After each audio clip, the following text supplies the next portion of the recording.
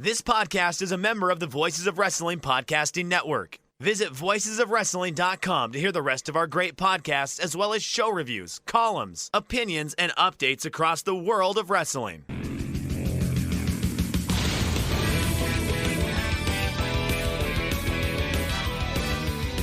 Welcome, everybody, to episode 1 of You've Got to Be Kidding Me, a TNA history podcast where we cover a month of TNA history every episode.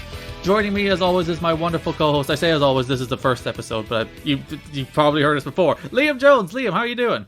Oh, I am here, ready to talk about all of the important issues. I'm ready to talk about total non-stop action. I'm here to talk about ring kicking. I'm here to talk about Impact Wrestling. I'm here to talk about Global Force Wrestling. And I'm here to talk about the 2006 Home and Away finale. All Wheels Wrestling. You missed out All Wheels. That's the most important one. But that one never actually ran a show. But it did do a pilot, which is available to watch on the internet. Damn. All Wheels Wrestling is what I would have made pro wrestling.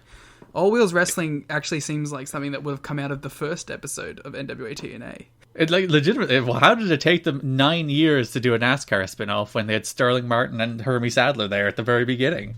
Exactly. You see, people like to say that, Impact doesn't plan things out in the long term. They were planting the seeds from the beginning. For the NASCAR wrestling crossover, which is basically the Sean Cedar wrestling promotion. It can't be helped if everyone else wasn't ready for that idea, okay? Came around too soon.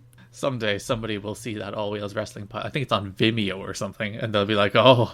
Isn't the motorsports hot again now? Is it? I hate motorsports. I cannot tolerate motorsports. It's the most boring thing on earth. That it's recently having a surge in popularity because of some Netflix bullshit or something.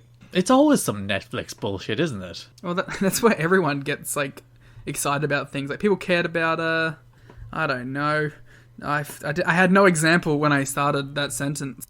No, there was the big chess one after the Queen's Gambit. Oh, yes, there was the chess one. Everybody got into chess. People started caring about problematic wrestling. Dark Side of the Ring came out, and then... And you had the Pokemon card craze of 2020 because of influencers buying some Pokemon cards and then driving up the prices for regular people who actually like Pokemon cards. You know what's insane about all that? They've only just started recovering from people, buying out every bit of stock from the stores as they would come out. Now is when people are, when stores are finally, able to get stocks in for stuff again. And it's not even just Pokemon, it's just every card-based thing was just sold out immediately. I feel so sorry for people who is super into Yu-Gi-Oh! Or super into Pokemon or super into baseball cards. And it's usually a hobby that involves a lot of luck and a lot of chance, because obviously a lot of these cards come in random packs and you have to buy a couple to get what you want. Don't buy the packs, but buy singles. That is the way to do it. Not anymore, apparently. Well, to be fair, I don't think the singles market really bottomed out, because I think a lot of that comes directly from vendors who just get slabs of these things and then they open them all and get all the singles that people want. But surely that if people, so how is it work that people want? Do they just want it for unboxings? Well, the Pokemon stuff actually does have stuff that's rare and worth money. Other card games are less so. They still have stuff that's worth a couple $100 on release, but that's more so a Pokemon thing to my understanding. Especially that's also a lot of vintage stuff as opposed to modern day stuff, but people are still buying these modern day packs. So I don't know, it's clearly blown up. Even my local store, not the one in the city where I am, but in my hometown, I went when I was down there over the start of the year, they were stacked with stuff, and I haven't seen them. Their card section was essentially just this glass box behind the vendor. And now it's a whole wall is dedicated to trading card game stuff. I wonder, is there any TNA cards that are worth that much money? No. I know that the people are into the WWE ones. Because I do have a bunch of the very old TNA trading cards from 2010 lying around. What about the ones that just came out? I didn't get any of those, even though I wrote the back of the cards. I didn't get any of them, so if they're worth money... I know that some people like to collect rookie cards, first wrestling, this is the first card they had, that kind of stuff. I know that, like, the Hornswoggle one was pretty pricey for a while, but that's just how collecting works. It's always the weirdest ones that people end up wanting the most. This is what people came for, right? Oh yeah, obviously people came to when they click, TNA podcast, I'm going to listen a lot about trading cards. That's where we're suddenly the major bros. I'm Cardona, you're Myers. Wait a minute. I mean, actually, yeah, fine. Yeah, I gave you the cooler one of the two. Why are you mad at me? I don't know. I wanted to be the star. I wanted to be wrestling Nick Gage. I just want to be wrestling in the half long tights, half short tights. That's all I Hell wanted out of my wrestling He should career. bring them back for the GCW match. That would be the perfectly obnoxious move. But yes, let's get things back on topic in TNA. This isn't the third episode when we can start just going off on tangents. This is the first one where we gotta, explain things. So every episode we'll cover, as I mentioned at the top, a month of TNA history, starting this episode, of course, with June 2002, the month in which TNA began, and the next one, July, one after that, August. We'll talk about all the shows, we'll talk about all the big things that happened that month. Plus, if you really, really like the sound of our voices, we have a bunch of Patreon exclusive content as well, which you can find in the link in the description of this podcast, where we will have a watch-along of NWA-TNA PPV number 1. We'll also have a written review of that show going up, as well as a written review of NWA-TNA PPV number 2. And Liam, you'll get access to our spreadsheet. That's the $1 tier. The watch-along is the $10 tier. You can get our show notes, and we'll also have a weekly show, because this show will be every 2 weeks, because there's a lot of weekly pay-per-views to watch, so doing it weekly would probably burn us out very quickly. But in those weeks in between, there'll be a Patreon exclusive series, the first of which is Monday War Games, where we reply the old Wednesday War Games to the 2010 Monday Night War, watching Raw and Impact. So that's very exciting. But yeah, that's the basic layout of everything you're getting from this podcast. But we're here today to talk about the foundation of TNA, June 2002. Let's start, Liam. Tell me about your relationship with TNA wrestling. I remember the first episode I ever watched, which was Raven's return to feud with Abyss and Stevie Richards. So end of 2009. Yeah, I remember it being on paid TV service that we had, and I remember being really into it because it was so different. Because he threw a fireball in that segment, right? Yeah, right? So, I had seen, at that point, right, I was 12? You're obnoxiously young. Yeah, whatever I was around that. And I had seen ECW. I had seen early WWE, WWF stuff, but I hadn't seen anything else, really. I think, actually, no, I had watched, one Chris Hero Ring of Honor match randomly because he was on Border Patrol, and I googled who Chris Hero was, and I was like, oh, Chris Hero versus Tyler Black, and then I was like, this is 40 minutes. Why wrestling doesn't go this long? And then I kind of clicked off of it, and I was like, wrestling should be 10 minutes and have Vladimir Kozlov in it. This isn't what it should be. This Chris Hero guy just doesn't get it. He's gone nowhere. This isn't what wrestling should be. Yeah, you should have seen the mental gymnastics I went through when a Daniel Bryan debuted, and I was like, who's a Bryan Danielson? It was a whole thing. Yeah, you were listening to Michael Cole, and he's like, oh, this guy. It wasn't even that. Bryan was the guy that made me actually go and watch indie stuff, right? So that was that was more I felt like I was in the know, because for me, my friends, we all watched WWE and we knew TNA. That's it. That's all we knew. So I was like, oh, I know this Brian, this before times. I'm so online. Look at me go. But back to TNA, I remember actually what's really funny was I would go to class, and I had one friend who had a bunch of TNA DVDs, and he gave them all to me that month because he was getting out of wrestling. And I remember we're talking about TNA, and he's like, yeah, I like it, but there's too much talking going on. Which is funny, as we were all the WWE guys, but when we turned on TNA, we're like, there's too many angles. Which is funny, given the name of the show is Total Nonstop Action. Oh, clearly wasn't living up to it at that point. But yeah, for me personally, after that, I tried to watch it whenever I could, but it always bounced from channel to channel here, and it was always on at 10 p.m. So I would get to it if I could find it, if it was on a channel that we still had. But it was actually really good for a while there, because SmackDown used to precede Impact on the channel where I'd watch SmackDown. So... Wait, they were on the same channel? Yeah. That's very rare in wrestling, isn't it? They were on Fox 8, right? And I'd go to my grandparents and I'd watch SmackDown on a Thursday, and then as soon as SmackDown finished, it would go straight into Impact. And so like that it didn't last long like that. But for a while there, I was like, yo, this is really cool. I get a bit of both. And like, because I didn't watch Raw, I was only a SmackDown guy. I was like, this is my whole day made. And then after that, Wait, why were you only a SmackDown guy? I didn't like Raw. Well, that's fair. SmackDown had like the better mid-card, I think. Because it had like Morrison, Hardy, the aforementioned Vladimir Kozlov. Like all guys that I was a massive fan of. The Brian Kendrick. So I was a SmackDown ECW guy. ECW, I think, was actually the show that bumped Impact out of that time slot. Wow. That's Christian's fault. Christian betraying TNA by jumping to the WCW and then kicking them out of their time slot. Which was then actually replaced by nothing for a while, and then replaced by real NXT, not like talk show NXT. Yeah, you never got the reality show? We did a little bit, but that was mostly online. And you didn't get NXT Redemption? I'd watched a lot of NXT Redemption, actually, because it did show up occasionally on TV, but I think that was at the point where I was like online trying to watch anything I could, basically.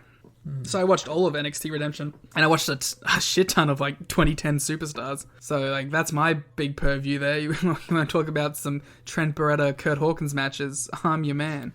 Excuse me, we'll only talk about a couple of Greg Marashulo matches when we get to them in 2013. Obviously. To wrap it all back up real quickly, but after I had seen those episodes on paid TV, I would... You know what's real? I want to hear a real funny fucking TNA story that I have. Go on. At my local... It was some like video game store, right? That also sold a bunch of things. They sold TNA DVDs, right? But do you know where they put the TNA DVDs? Oh, no, where? On the same row as the hentai. Oh, well, that makes sense, though. It's total it's TNA, Liam. It's... Yeah, so I remember, like, they had, like hentai DVDs and the anime DVDs below them, and then they had, like, TNA on the top in, like, the don't touch row. It was very funny. Do you legitimately think there's somebody there who got a bunch of wrestling DVDs on, like, you know, the discount, and they got them in the door? It's like, oh, TNA? Oh, that's obviously pretty racy. We gotta put that in the racy section. My assumption is that they thought it was, like, UFC, like actual fights. You know what I mean? Like, I think they thought it was, like, gory MMA stuff, and like we're gonna put that up on the top row because, you know, who would buy that stuff? Jeff Jarrett's doing shoot fights. Yeah, basically, right? Well, he was, so there you go. Yeah, and then I went to Sanity Music, and that's where I used to buy all my TNA DVDs. So I was pretty, like, obviously, you know, not the biggest TNA guy on the podcast, but I was fairly into it from like that. Once I was like 13, I was fairly into it, buying any DVD I could see, watching the hell out of my Best of the X Division DVD until the point until like those CDs were ruined. Yeah, the Best of like the Tag Teams DVD, like, because you gotta remember, Australia internet now is horrific, right? Australian internet in 2010, it was impossible. You could barely watch anything. So that was still very much DVD culture then. Like I was still buying. From like 08 to 11, I was buying my WWE and TNA DVDs, and that was the only way I watched wrestling. And 2013 was like buying every PWG DVD, and that was it. Before, like, I would never torrent things because that's illegal. But if I had the ability to, I would have started doing that a little later. So when did you fall out of love with TNA, Liam? When did you betray the source of your podcast? That would have been probably consistently stopped watching it around 2015. As much as, you know, like the last stuff I was really, really into was when AJ left, really. That broke your heart too much? Well, I still kept watching, but it wasn't even because of AJ. I just remembered that was the point when, like, he was gone, was when I stopped watching it as much. Because before that, I was watching it, like, weekly. And then you could honestly say, like, EC3's entire run was when I stopped watching, basically. And it didn't have anything to do with him, but that was just the time period encapsulated. Like most people, I think, I'd parachuted in for anything that was notable, and then that was it. Yeah, not to skip ahead to January 2014 and the podcast, but I do think that's the point at which a lot of people kind of gave themselves permission to stop watching. Because within 2 weeks of each other, AJ left, then Sting left.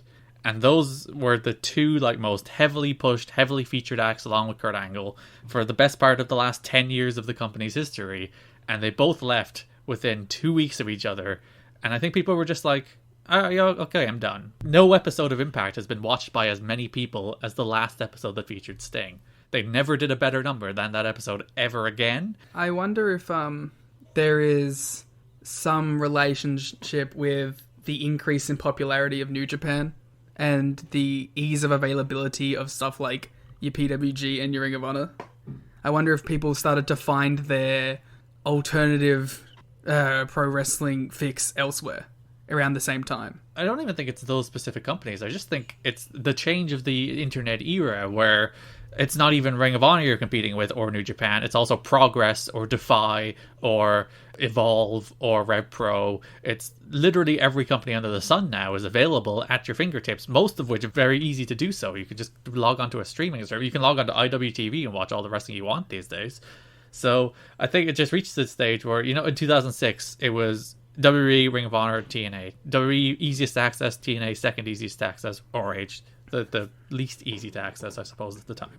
So, yes, like if you wanted to watch, you know, PWG, you'd have, as you mentioned, you'd have to buy a DVD, which is a barrier to entry most people aren't going to cross. Whereas now, if you want to watch PWG, it's very easy to find PWG both legally and illegally if you'd like. So people just do that instead, and TNA just didn't have enough anymore as they lost Styles, as they lost Sting, as they lost Angle, as they lost Joe, as they lost Rude, as they lost Storm, as they lost all the people that people associated as backbones of the company. People just moved on to different things, and maybe moved on to no wrestling whatsoever. I'm interested. I'd like to do like market research to try and find out just what percentage of AEW's current audience used to watch TNA, because it's probably not insubstantial.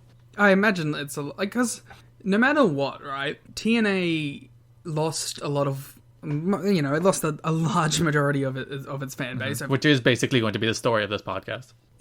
It still managed to stick in wrestling people's brains. It was still in the zeitgeist to them because of like it was, you know, it left an impact.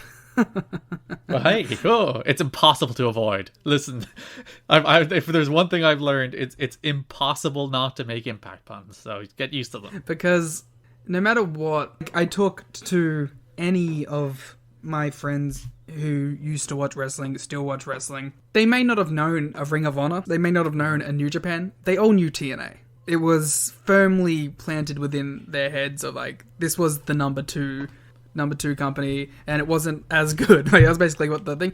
And I think a lot of that comes from, you know, when people did that large exodus. I think a lot of it came from, we don't want to watch WWE light, and it'll be really interesting to, once we do reach that stage in the podcast of those years, to go back and listen to this episode where we talk about it and see, like, was it as much WWE light at the time as we thought it was? Or was that an over-exaggeration? Was that something to do with WWE being on a fairly decent run? Because like 2013, 2014, WWE was pretty good. And then it fell off for a bit and then came back in that 2016 and start of 2017 and then just went crashing down. It's hard to be WWE light when WWE is bad. It's even harder to be WWE light when WWE is actually firing on all cylinders and is good, because everything you do is going to be compared, and you don't even have the cynicism of the fan base to back you up. Yeah. Because, like, I think something that, you know, I do look forward to getting into years and years down the track is the whole, everything was compared. You know what I mean? Everything TNA did was an instant comparison, and to be fair, it wasn't entirely not their own fault. But there was also some big, like, jumps where, you know, Aries was compared to Punk the entire time, right? And Young was compared to Bryan, right? Like, and that whole thing. And it's just, it felt like a lot of people were just like, I'm going to dissuade this thing immediately because I already have the thing, and you're not providing that alternative. You're just being it.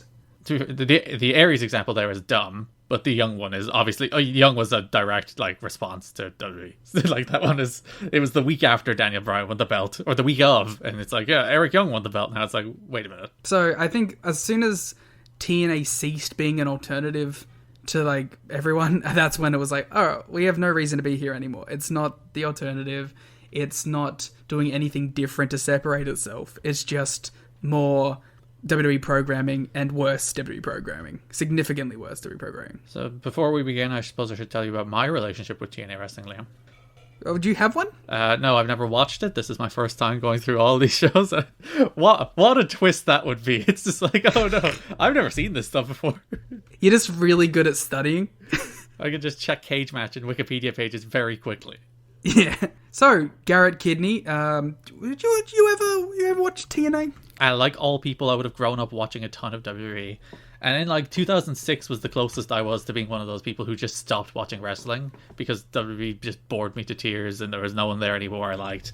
And I was like, maybe I don't watch a ton of wrestling. And it's probably, thinking back, it's probably the year I watched the least of WWE. I'd still watch like WrestleMania because who doesn't watch WrestleMania? But that was the stage where I was like teetering on the edge of not being a wrestling fan anymore before I discovered the wonders of TNA Wrestling, which I would have watched like bits and pieces of before, but it would always have been like the dumbest shit from the Asylum era. It would be like, oh, the Dup Cup, and it's like, what is this thing, and why does it exist?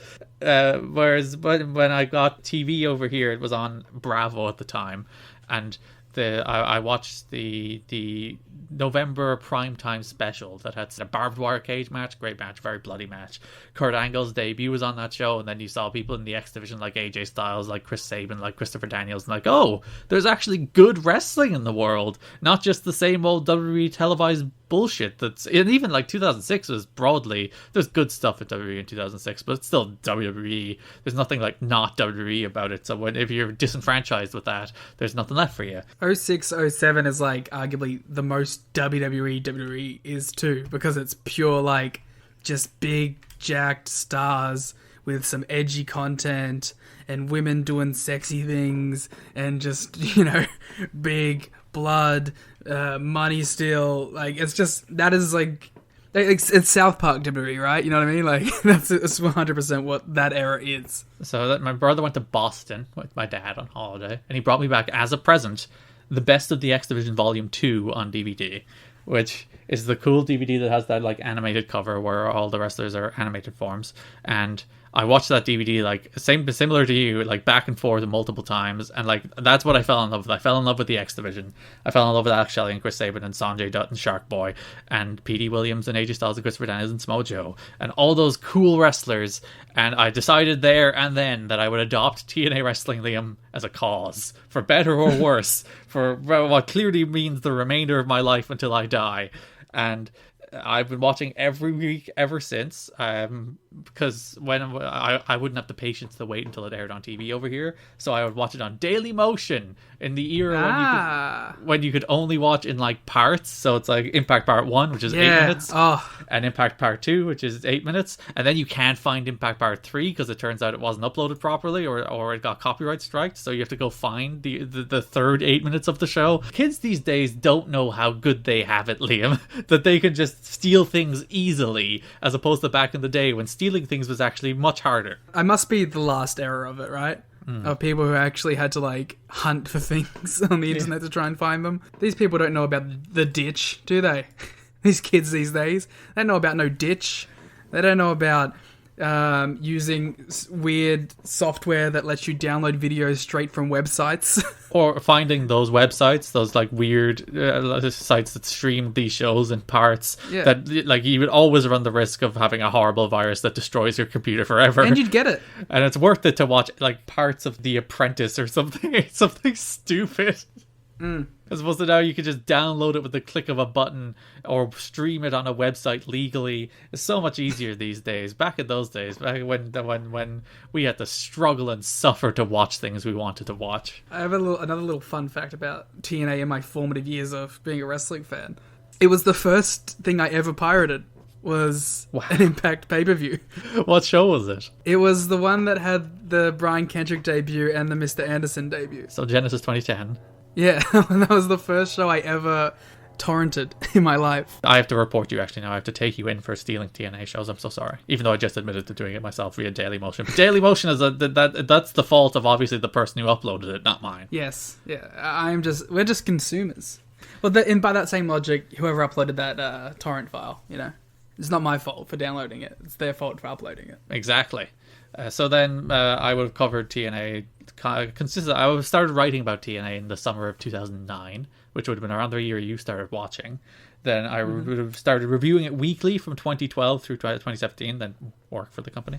Yeah, that's my journey with TNA Wrestling from beginning to now. And I'm interested to go back and watch it all, because like the story of TNA is the story of unfulfilled potential. Even like we're going to talk about these first 2 pay-per-views that took place in June 2002, and I think that's very much the story of unfulfilled potential in many ways. It's interesting to see the ideas that developed and didn't develop, the missed opportunities, and just you have the distance these days where the dumb stuff doesn't quite make you as mad anymore. Well, there's some stuff that makes me mad on these shows, but for very different reasons. But the bad booking stuff is more funny than like infuriating these days. You can watch it and go, oh, look at them. They're falling over their feet again, aren't they?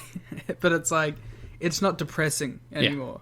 Yeah. I think it also helps that Impact is in as good of a position as it's been in as many years now. You know what I mean? It's like, if Impact now was in the dregs, it'd still be kind of sad, but like, they're doing well for themselves now. So it's kind of, you can go back and watch this stuff and go, well, so at least to this point of, you know, the 18th of June 2021, Impact is doing well, so I don't feel bad going back and watching stuff when they weren't. Yeah, because there was like the era from like 2014 through 2016 where, you know, they lost Spike, they moved to Destination America, they lost Destination America, they moved to Pop, and they were on the verge of going out of business pretty much every other week, as opposed to the last like 3 years where it's just been stable, which is unlike TNA. Stable, having a consistent influx of new, exciting talent that they, for the most part, seem to be capitalizing on. And, you know, it's just, it's good. It's nice that Impact has found its feet, found its place in the wrestling zeitgeist yet again. So let's get started. Let's teleport ourselves back to the summer of 2001, Liam, when I was a wee 9-year-old and you were a wee 4-year-old. I hadn't turned 4. I would have been 3. If you think about that landscape where wrestling was at that stage, WWE had bought WCW, they had bought ECW, Ring of Honor had not been formed yet. Wrestling was in a pretty dire place. You know, it was WWE and everything else was tiny or terrible. And there wasn't a lot of opportunities out there if you couldn't work for WWE, which was a bit of a problem for Jeff Jarrett, given he was publicly fired on the final episode of Nitro, and he held up WWE for 150 grand against China. So he needed places to work. And I think that's like the real genesis of TNA. There'll always be like, oh, you know, there's creating an alternative to give people opportunities in wrestling. But I think push comes to shove. Jeff Jarrett knew he needed somewhere where he could wrestle regularly, and that did not exist in the year 2001, and it didn't exist really in the year 2002 either. We'll talk about a couple of alternatives that popped up and died, but he had to put his money where his mouth is, because otherwise he probably wouldn't have been able to wrestle for the rest of his career. Because obviously he did come back to WWE. He was inducted into the Hall of Fame in 2018 and made an actual in-ring return in the Royal Rumble in, I think it was 2019. Still has a job there, and he still has a job there today, indeed. So it wasn't like iced out for the rest of his life, but he was iced out from, what was it, 1999 to 2018. That's a pretty long period of not being able to work there. Hey, Jeff Jarrett stay winning though. Let's give the man credit where it's. Yeah, the genesis of TNA really does come from he needed somewhere to work, and as I mentioned, there were a couple of alternatives. There was stuff that popped up to try and fill the void post WCW, which was World Wrestling All-Stars, which did a bunch of pay-per-views, many of which were in Australia. Ah. Did you go to any of those or hear about any of those? I was 4. You might have went to things. No. Because it was founded by Andrew McManus, who is a big music promoter. Andrew McManus, by the way, founder of World Wrestling All-Stars, was arrested in Australia in connection with alleged importation of 300 kilograms of cocaine and money laundering in 2015. So I'm a fan of that. Fair enough. Those are the kind of people that were getting into wrestling in the year 2002. So they would have done regular pay-per-views. They would have done weekly pay-per-views, but they would have done like big quarterly pay-per-views with big stars like Randy Savage and Scott Steiner and Sting and Jeff Jarrett. And some of them, like, it was basically a precursor to TNA in a lot of ways. It had a lot of the similar talent, but it was going for these big, like, tentpole pay-per-views as opposed to smaller weekly pay-per-views. How many shows did they get through? Oh, I think there was like 10. Let me check. So you're saying it'd be a fine series? for us to track down the World Wrestling All-Star shows. Yeah, sure. I it would be interesting to watch. The shows look terrible, but I'm sure you could watch them. Like, yeah, I'm sure you could watch them. According to Cage Match, they had 30 shows, which is more than I thought. Oh, I think no, that's way too much then. I'm not committing to that. No, I think a lot of them were live events. I think that in terms of pay-per-views, they did a lot fewer, because they did the Reckoning, the Retribution, the Eruption, the Revolution, and the Inception. Revolution? So, yeah, Wow. I think there was 5 Trendsetters. pay-per-views, which, by the way, their first show, the Inception, in Sydney, has a Cage Match rating of 2.5. That's good. That's good stuff right there. That's what you want to see. The main event of which was Jeff Jarrett versus Road Dogg in a cage. I hope they were playing off of the, 90s WWF angle. And probably were. That's all they ever did with Jeff Jarrett and Road Dogg. They also had Hoovy against Psychosis in a ladder match. That's not bad, I suppose. Hoovy, of course, has a very tepid history with Australia. Yeah, big fan of Australia. Ugh. And Australian law enforcement. There was a battle royal that 3 of which of the participants are just question mark on Cage Match, and if the Germans don't know, nobody knows. It was probably Kangaroo Jim, Outback Bob, and Terry. So, those shows kind of flopped. They did. I'll just leave that there. You can be Australian racist toward legends. Australia because you're Australian. It's fine. That's how it works. World Wrestling All-Stars didn't really get off the ground, and Jeff Jarrett wasn't happy with how that was being run. He thought it should be more episodic. He thought there should be more stories, which informed the kind of product he ended up creating. Man does love stories. Yes, that does make wrestling better, usually, to be fair. Give me just matches. You just want your Ring of Honor. Yeah, I was actually I don't want to keep taking you off of your thing. Just very quickly, but do you ever wonder if your brother had to come back with some Ring of Honor Final Battle 2003 or something? Some Best of Samoa Joe DVD. Yeah, would you have been this big ROH guy? Maybe I would have. Maybe that would have changed the fate of my life forever. That would have changed the wrestling business forever. Or maybe I just would have been like, this shit sucks. And I would have just abandoned wrestling forever. Where's my production value? I would have been like you burying Chris Hero, being like, this isn't wrestling. 40 minutes. All right, I'll now shut up and let you go through the rest of this. No, you can derail me all you want. That's the fun. There was also the XWF, which was Hulk Hogan led, but the big problem was they recorded a full season of TV and then went to shop it around. But by the time they were shopping into networks, Hulk had already gone back to WWF. Kurt Hennig was one of their big stars who already went back to WWF. So they were going into TV meetings with TV executives, showing them these tapes. It's that has Hulk Hogan on these shows, which I'm sure would have piqued interest. But then it's oh, so he's going to be on the show? It's he's on this season. It's what about other seasons? And it's don't you worry about that. I think I've seen some of this. Oh yeah, the DVD's out there. I have it on my shelf here. Didn't Punk do something with this too? Well, that would have been very early. It would have been 2001, maybe? I think maybe it was some undercard stuff. Because it was kind of another weird proto TNA thing where it had a lot of indie guys who were just good wrestlers on the undercard, if I remember correctly. Yeah. I guess that was kind of the whole thing of the time, wasn't it? It was who can we get? Who's available? Because that's the thing we're going to talk about when I'm talking about the founding of TNA. It's just that indie scene, which there is a lot of very promising young wrestlers coming through. Or you have the likes of Samoa Joe breaking through. You have the likes of Christopher Daniels, who's been there for a decade. He's not a young wrestler, but he's breaking through. Obviously, the Ring of Honor cohort, the likes of the Amazing Red, the likes of Loki, the likes of Bryan Danielson.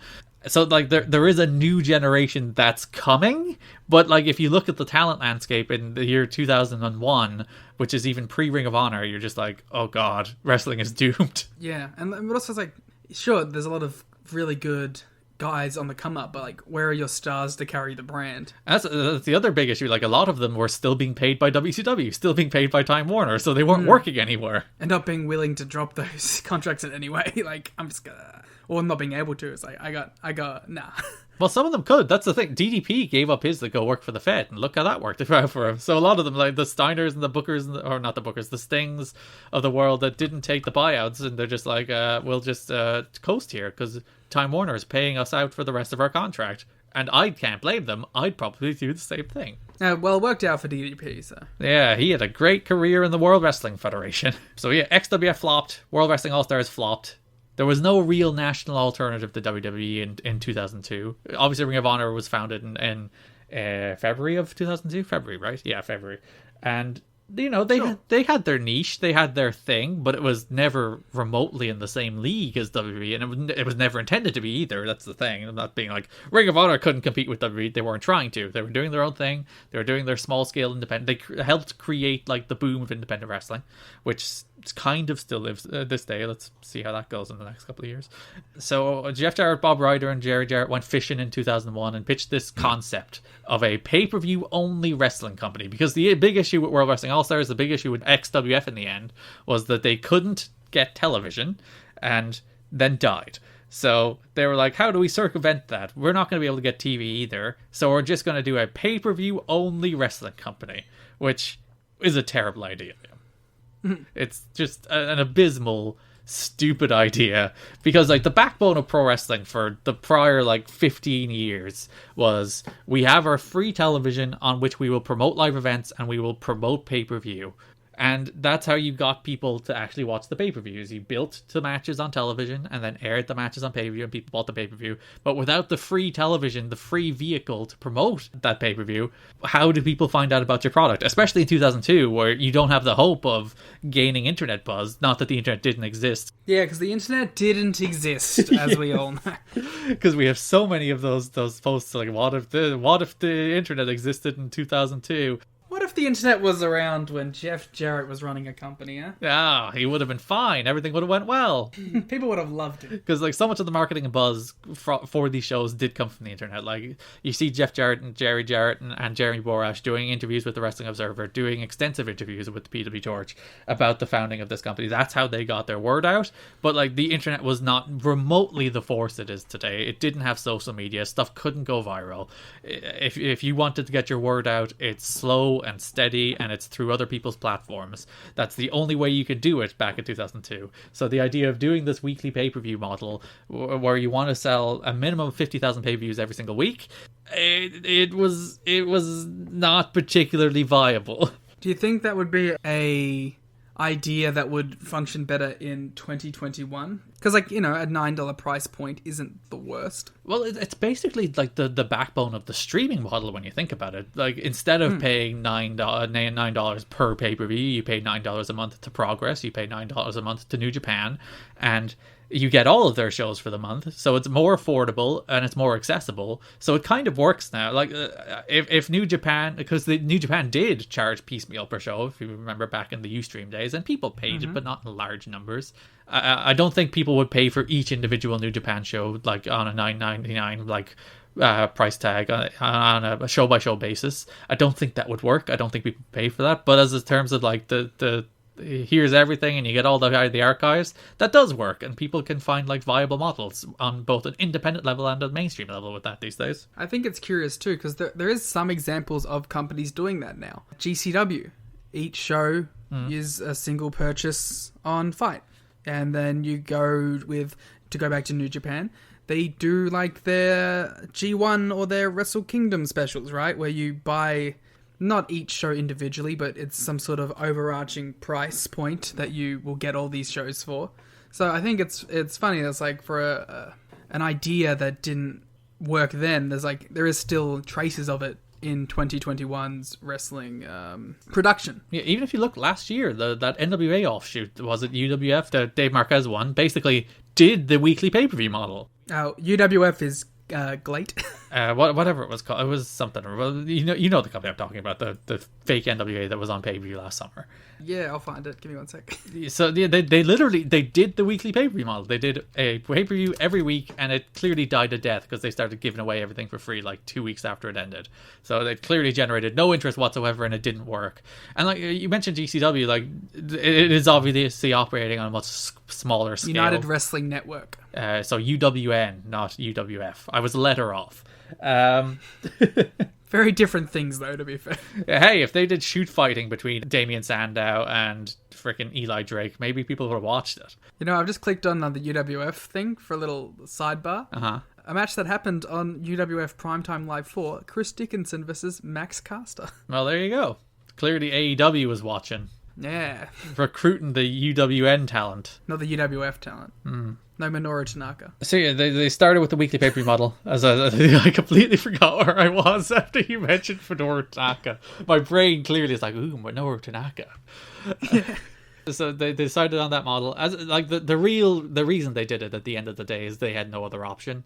Like the only other option was to do like a Ring of Honor approach where it's much smaller scale, where it's much more like we're going to build this kind of grassroots promotion from the ground up. It's going to be much more low budget, more based on independent wrestling talent, cheap talent.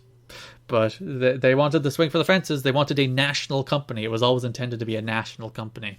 I would recommend there's basically two primary sources now for the foundation of TNA. The one I would most recommend is Jerry Jarrett's book and the foundation and development of TNA, which is very easy to get these days. You can just get it on Amazon. Or like Jeff Jarrett has just done a 3-part series on the foundation of TNA, in which he basically just reads his dad's book and occasionally corrects it, so just buy the book. But I find it interesting. The thing I find most interesting listening to that, aside from the fact that they don't admit basically that the weekly pay-per-view idea was a calamitous mistake that failed very quickly before they were bailed out by Panda. But the thing they don't talk about that kind of drives me mad, they don't talk about what like their actual vision for TNA was supposed to be. We're starting this wrestling company, which is cool. It's a cool idea. You're building this thing from the ground up. You're building this thing. You're creating it. But they had no like clear vision of the kind of product they wanted to offer. There was never like, this is our identity, other than like, we want to be an alternative to WWE. So what does that mean? And if you look at these shows, if you watch these shows, it's like they're not an alternative to WWE. They're a worse version of what WWE did like years before. And it really frustrates me to like, listen, they did like 8 hours of shows, Jeff Jarrett and Conrad Thompson. And at no stage were they like, so, you know, what did you want TNA to be? Like, surely that's one of the most important things you talk about when you found a company, right? I guess the idea there is that perhaps there was too many people with too varying opinions on what the company was supposed to be. Which I think goes to an idea that we're an issue that we're going to talk about, I think, a lot throughout this podcast. That actually, if you listen to that Jarrett podcast, it's very clear that him and Jerry were constantly on different pages throughout like the early development of TNA, because Jerry would mention that they were doing one thing, and like this Jerry Jarrett book it was his journal at the time. He was writing a journal while he was founding TNA, and then he published it as a book. So it's like as primary a source as you get. It's the man's journal thoughts the day they happened. And Jarrett's like, oh, some of that never happened. And it's like, it clearly did. It's just your dad was doing things that you didn't know about, or that he just didn't tell you about, which isn't exactly an ideal way to start the company. But also, we'll talk about this again in 2014 TNA, but Vince Russo was kind of secretly working for the company. It's amazing that 2 separate periods in TNA history, there's like Vince Russo shadow booking the company. If you have to make someone a shadow booker, they're probably not worth bringing in. It's amazing. It's like, we want you, but no one will like the fact that we have you, so we're not going to tell people. Like, there's this fascinating exchange in a Wade Keller torch talk with Jerry Jarrett, where he's talking about like, and fair play to Wade Keller, who puts him on the spot. He's like, does Vince Russo work for you or collect a paycheck? And Jerry Jarrett's like, no.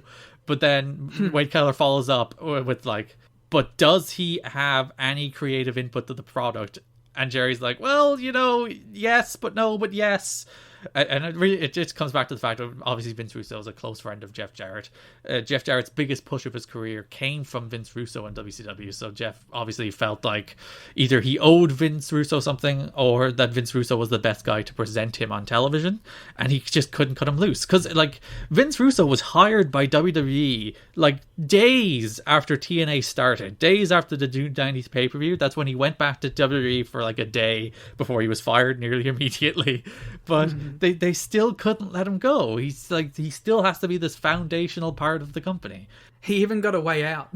Yeah, it's like, god damn it.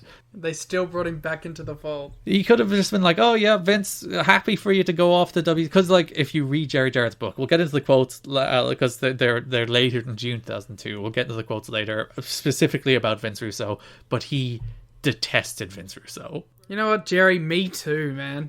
Burry's been through 6 feet under multiple times. He's like, this guy doesn't know wrestling. He doesn't know what he's doing. He's stupid. So it's clear that like that friction and that tension existed from the very beginning. That like Jerry Jarrett had this idea of what this company should be, which is like very traditional wrestling. Jerry Jarrett made all his money in Memphis. So that kind of wrestling, that kind of like easy to understand stories, main event guys and main events, opening guys and opening contests. And there'll be some stuff that maybe hasn't aged particularly well that we will talk about when we get to reviewing these shows. That there's some stuff in these shows that are just absolutely vile, honestly. Which you can also hear our reaction to. Oh, indeed. Like, go and listen to our on the $10 tier on Patreon just to hear our visceral reactions to some of the homophobia and racism, because we did a live watch along of NWA-TNA PPV and ableism. It's all there. It's literally everything that you could hope for. What do you want? It's literally all in the show. It's clear that like Jerry Jarrett wanted to be more traditional wrestling product. That obviously it ended up being nothing like that, and that ended up actually being one of the key stories throughout the first year of the company: traditional wrestling versus sports entertainment extreme. We'll get to that in months to come. it bled onto the show as a storytelling device. Even the commentary team was apparently kind of designed like that, where Ed Ferrara was meant to be the sports entertainment guy, and Mike Tenay was meant to be the serious sports guy, and they were meant to like argue and clash. Well, you know what? Despite I don't like Ed Ferrara, I do think he succeeds in that role. Yeah, he is annoying about pushing sports entertainment on you.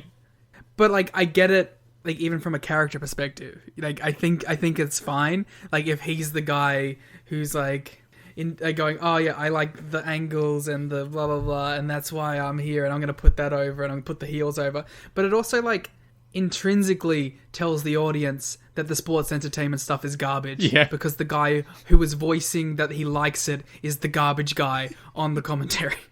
They're at least nice enough to tell you that. And that's like even a common theme between these first few shows, is that there's a lot of self-loathing on these shows where they seemingly hate their own booking already. Yep. They hate the angles they're putting on there. They hate the show, and they hate this might come from what we're talking about with everyone has a different view of it. It's like they're burying their own show from the beginning, and I think that was the most interesting takeaway as I was watching too. I was like, why do they hate everything they're putting out there? I do wonder, is that like, obviously somebody booked the Gauntlet for the Gold for the world title, and then a bunch of people come out at the start of these shows. Like Jeff Jarrett, it's fine. He's the heel. Him coming out and saying, "Oh, I have to win a 20-man gauntlet match to become champion. That's terrible." And then he's given his comeuppance by being made number one in the gauntlet.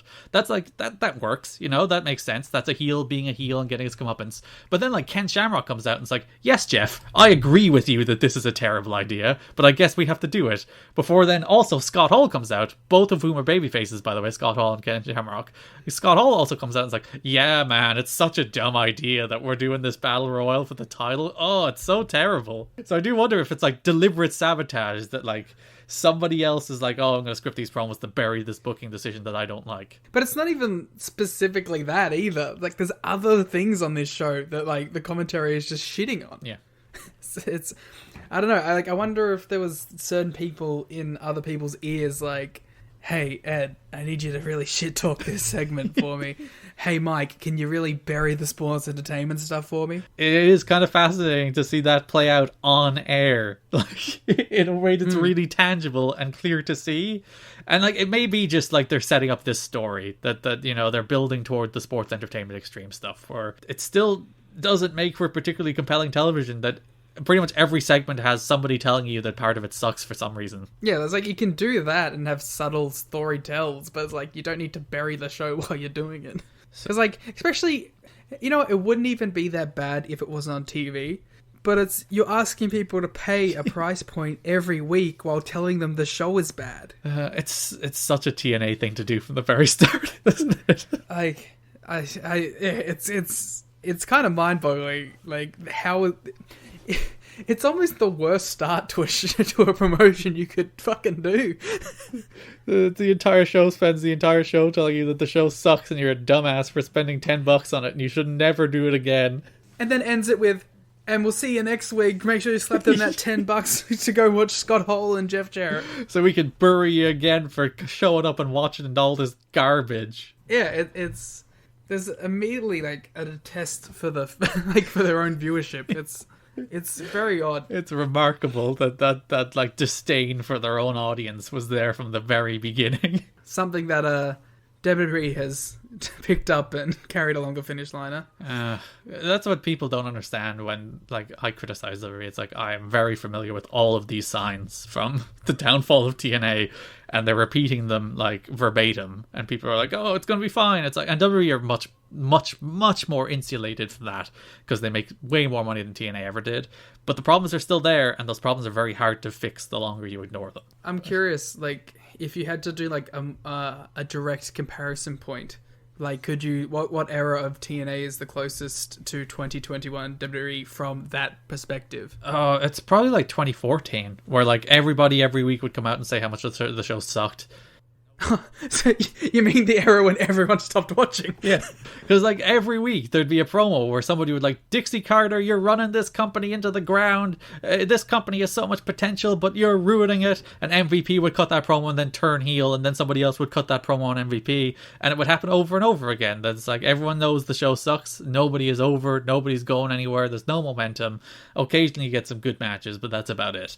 And it reminds me so much of 2014 TNA, when the year they got dumped off Spike, which they actually did turn it around the second half of the year. They had some good stuff in the second half of the year, but the first half of that year is just dire.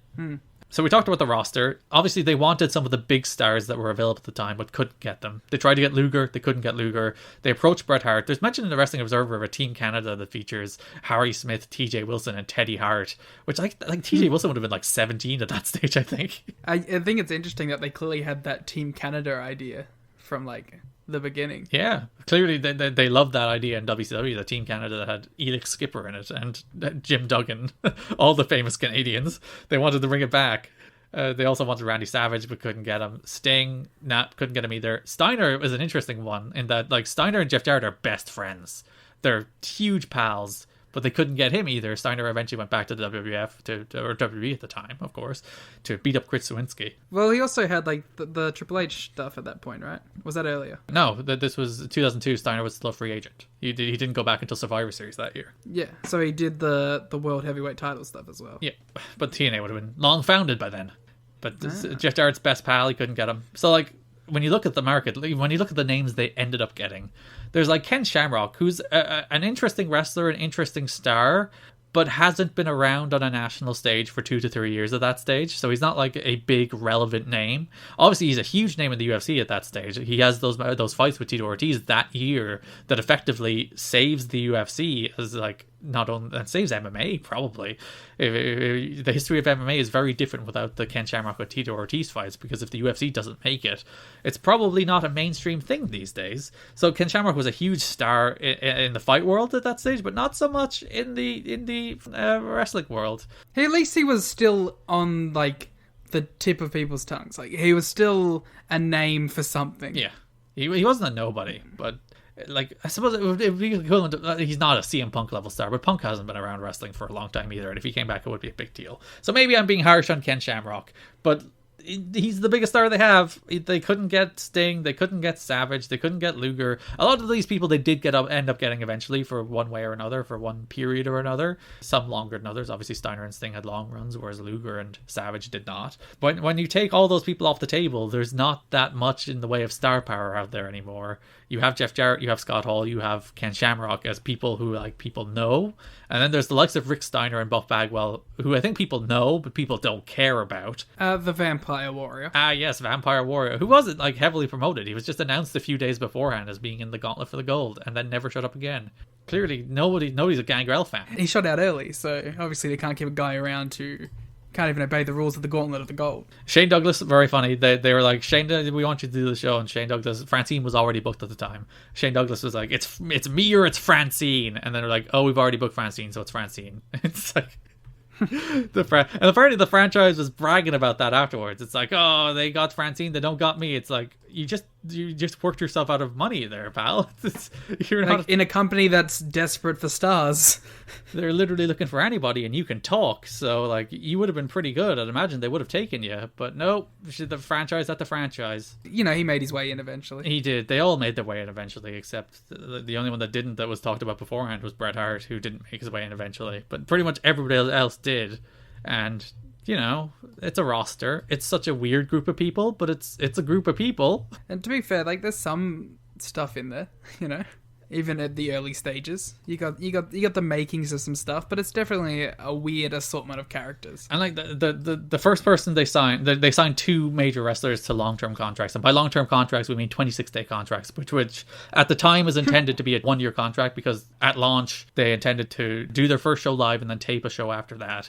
So that's 1 date for somebody. So that takes everybody they have signed through a year.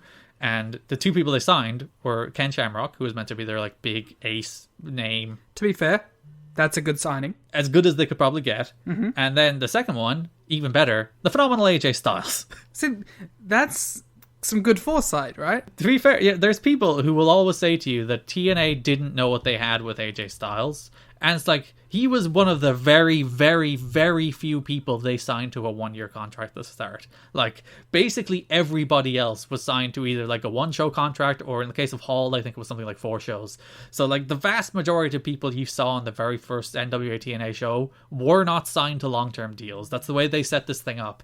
Like they very much expressly did not want a lot of overheads. So all of their like production, all of their PR, all of that stuff was outsourced, and a vast majority of the talent were signed to short-term deals, which was a big reason people didn't have any faith in it, because one, they were like, oh, you're obviously not confident enough to tie people down, but the second one thing was also like, if any of these people catch on, WWE is just going to sign them because you have none of them under contract. Which WWE didn't do, because WWE were in a weird place during that era where they didn't sign people like AJ Styles. It wasn't 2020. Yeah, where it's just like, we're going to hire Robbie E just so nobody else can have him.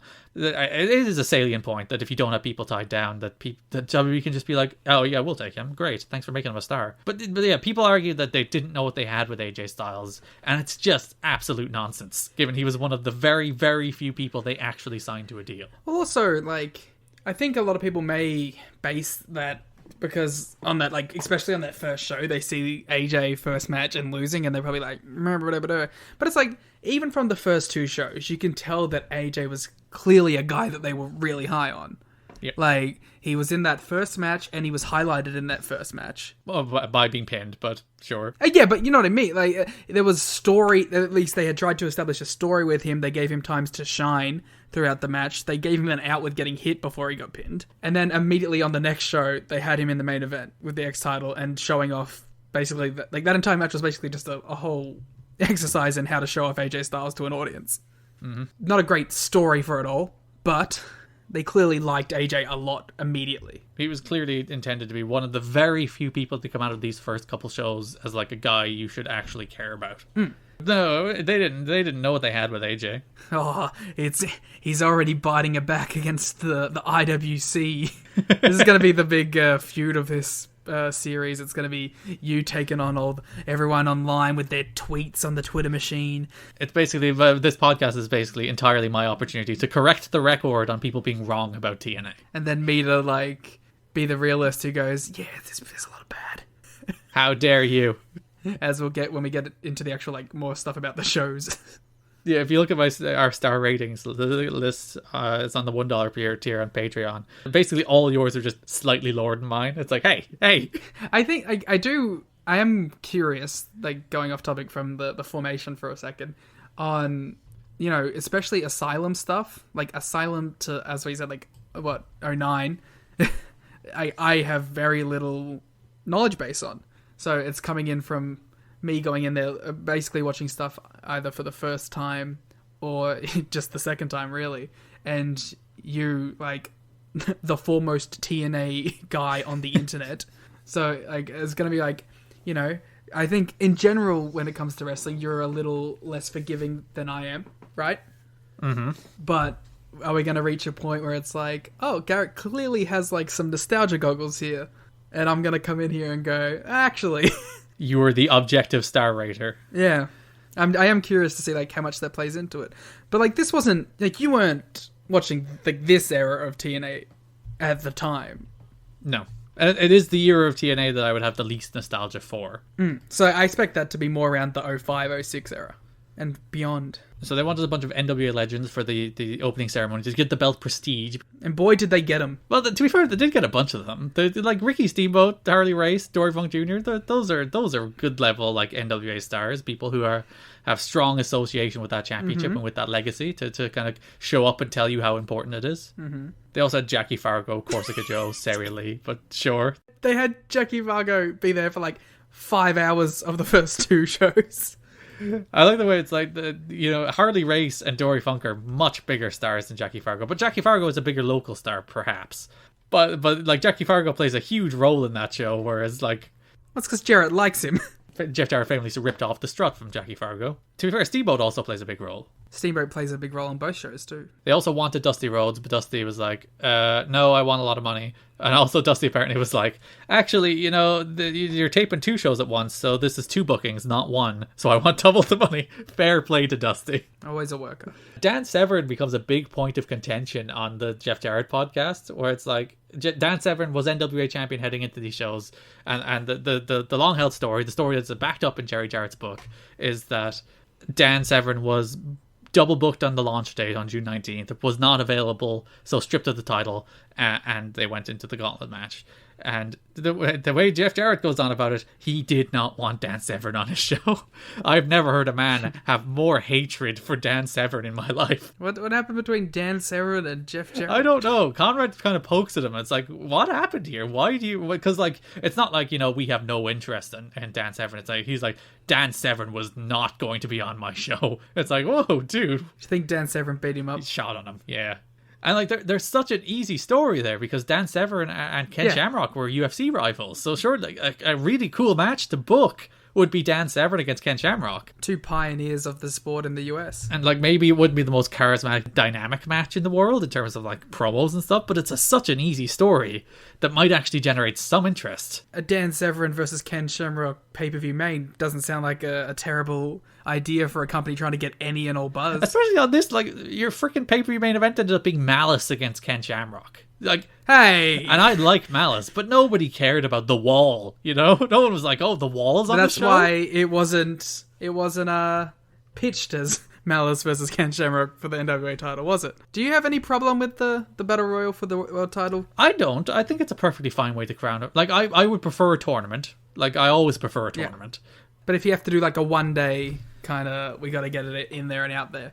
I think I have a less problem with it because it ends in a singles match anyway. Yeah, the TNA Gauntlet format, which is Royal Rumble with the last 2 ends in pinfall and submission. Which I think might be the best way to do it. Yeah, WWE should have changed it years ago, but they're too stuck in their ways. Come on, Casino Battle Royal, just ditch it. Gauntlet for the gold, baby. Like, realistically, looking at the roster they had, if you were to do a one-night tournament instead of a Battle Royal, the tournament matches would have sucked, You're doing Vampire Warrior against Ken Shamrock, Malice, Buff Bagwell against Malice, Rick Steiner against Apollo.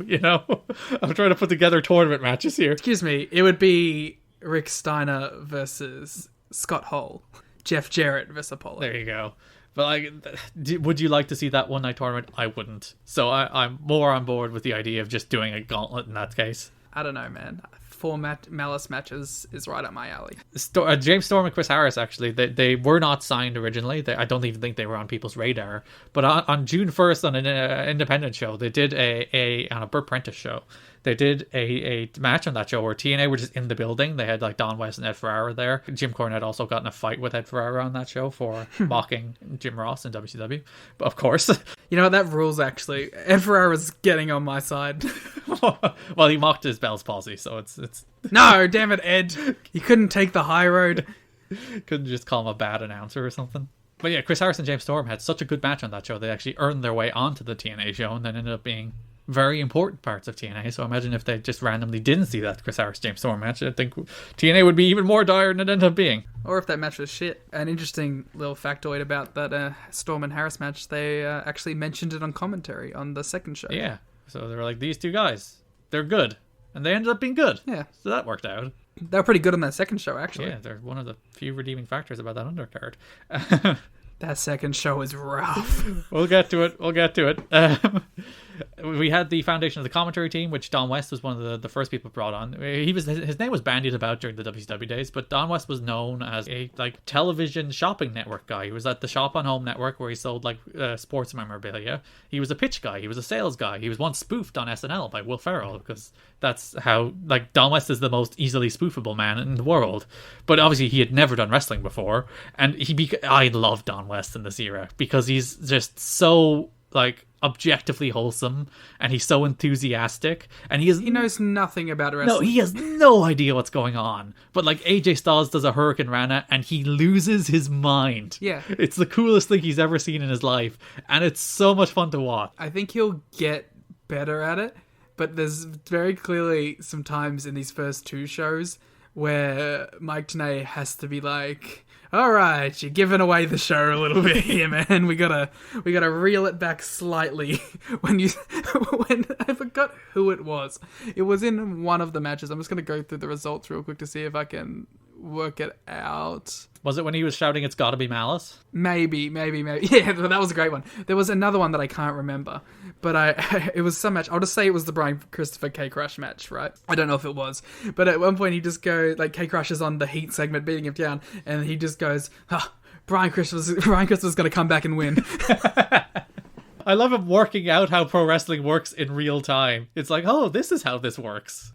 And Mike goes to him, well, that's just your opinion. We'll have to wait to see. Oh, I love Don. It's because there's far too much weird cynicism in wrestling commentary these days, where people who clearly don't like what they're calling or start burying what they're calling. And Don West is just out here losing his mind at literally everything in the most sincere way possible. Actually, I don't mind this trio of people at all. I don't like Ed Ferrara in anything other than the commentary, but actual him just talking shit, I think he's fine. Scott Hudson was originally considered for play-by-play, but apparently was not available, so they ended up going with Mike Tenay. And also a big thing, apparently Don West was originally supposed to be host of the show, not a color commentator. You see a bit of that in the first show. Yeah, because he's actually the first person you see on the first show when he walks out and is like, "Welcome to the show, blah blah blah blah." So Don West's role changed from host to commentator. So I think they knew they needed somebody very professional, very knowledgeable to make up for Don West's lack of knowledge. And the whole idea was it was Mike Tenay bringing the expert perspective, Don West bringing the fan perspective, and then Ed Ferrara kind of the entertainment guy. So Mike Tenay tells stories, Don West just shouts and gets excited, and then Ed Ferrara makes some quips and jokes, which is a nice kind of balance. Everybody has a role. Yeah, I think it works. And Mike Tenay is the best. Mike Tenay is so good on these shows. Just so good. And there's people who don't like Mike Tenay, and I will fight them.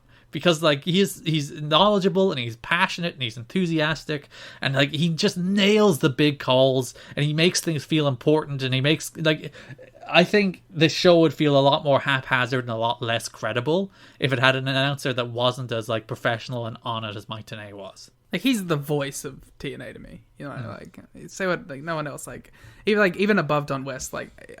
When I imagine a TNA match, that's the voice I'm hearing in my head. So while they were building it, they obviously took the NWA tag titles and the NWA World title. The third title they had was originally pitched as a middleweight title. That's what was talked about in the build up before the X division was formally created. It's not about weight limits; it's about no limits, which was there from the very beginning. People are always I don't get it. I don't understand the X division. It's it's not about weight limits. It's about no limits. It's no, I don't get. It's then you're stupid. Yeah, it's about kick-ass matches. Yeah. What do you want? It's about the guys who go out there and do high spots and kill themselves. Yeah, it's about good wrestlers doing cool shit. What's hard to understand here? I don't get how you could even be confused by that. It's the Intercontinental title makes less sense. Explain that title to me. Well, if you want to go for stuff at the times, WWE title, World title, none of these titles make sense. Yeah. Universal title. This is it's a mid-card belt, but they can't call it the mid-card title. So the less significant belt. That's what we're going to name our belt. The one that for people who might be something in the future.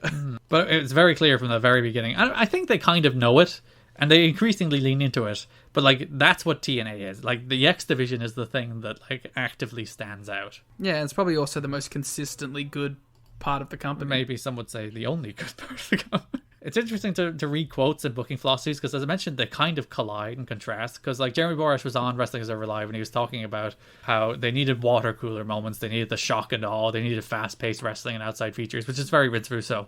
But, like, Jeff Jarrett was on Wrestling Observer Live later. He's like, we're not going to do a lot of the Attitude Era stuff. It's going to be more traditional, plain sailing wrestling. It's like, you people don't know what this company is going to be, do you? Yeah, that's the big problem here, isn't it? It's like there was no unified focus. No, and like Jeff Jarrett, he says in the podcast that he did, it's just like, oh, it's important that there's one person in charge, or there's one person calling the shots, and that was me. And it's like, that's clearly not the case, pal. When you look at the way this thing turned out, yeah. It's actually Vince McMahon was on Bite This, and they actually asked him about TNA. In which he answered, it's an unusual approach and a novel idea, but I don't know how you promote when you have no promotional vehicle. How do you sell tickets in Huntsville? If they're selling them, fine, but I don't know how they promote if they have no platform. That's difficult to do. That is a relatively thought out and not demeaning answer to that question at all. Because, like, one, he's dead right, and he ended up being dead right because they barely sold any tickets to the show. But when you think about how he responded to, like, AEW when they asked him on Investor Conference, he's like, oh, that's blood and guts. That's bringing down the industry. Well, he tried to bury one, and one he was just like, I don't get it, but it was almost like, I don't get it, but sure, do your thing. If it works, all power to him, but I don't think it will. I enjoy, like, the human, like, I wish he wasn't like this weird demon man, because I would actually like just to hear his business thought process. Like I need a Vince McMahon TED talk, but it's like no shtick. Like I'm legitimately interested in his business acumen. Like I've said it as a joke before, but I honestly kind of mean it.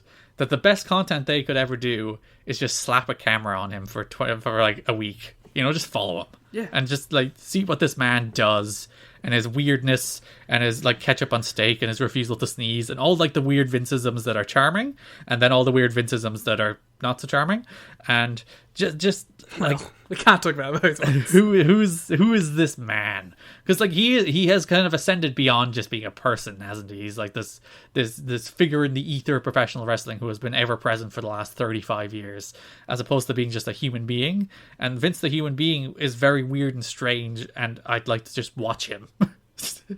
Not in a stalker way, but... I also think that, like, I would love to hear this in, like, 02, 03, 04. You know what I mean? Like, 2021 Vince, I don't think I do necessarily want to hear him sit down and talk about business. But, like, 02, he's still rocking at all cylinders to the most part. Like, it's a real unexplored portion of wrestling, because, you know, he's the biggest name. He got the most money. He doesn't need to do any of that shit. And, like, what reason does Vince McMahon have to tell us anything? But it's just, I don't know. I think there's a lot of really interesting stuff under there somewhere.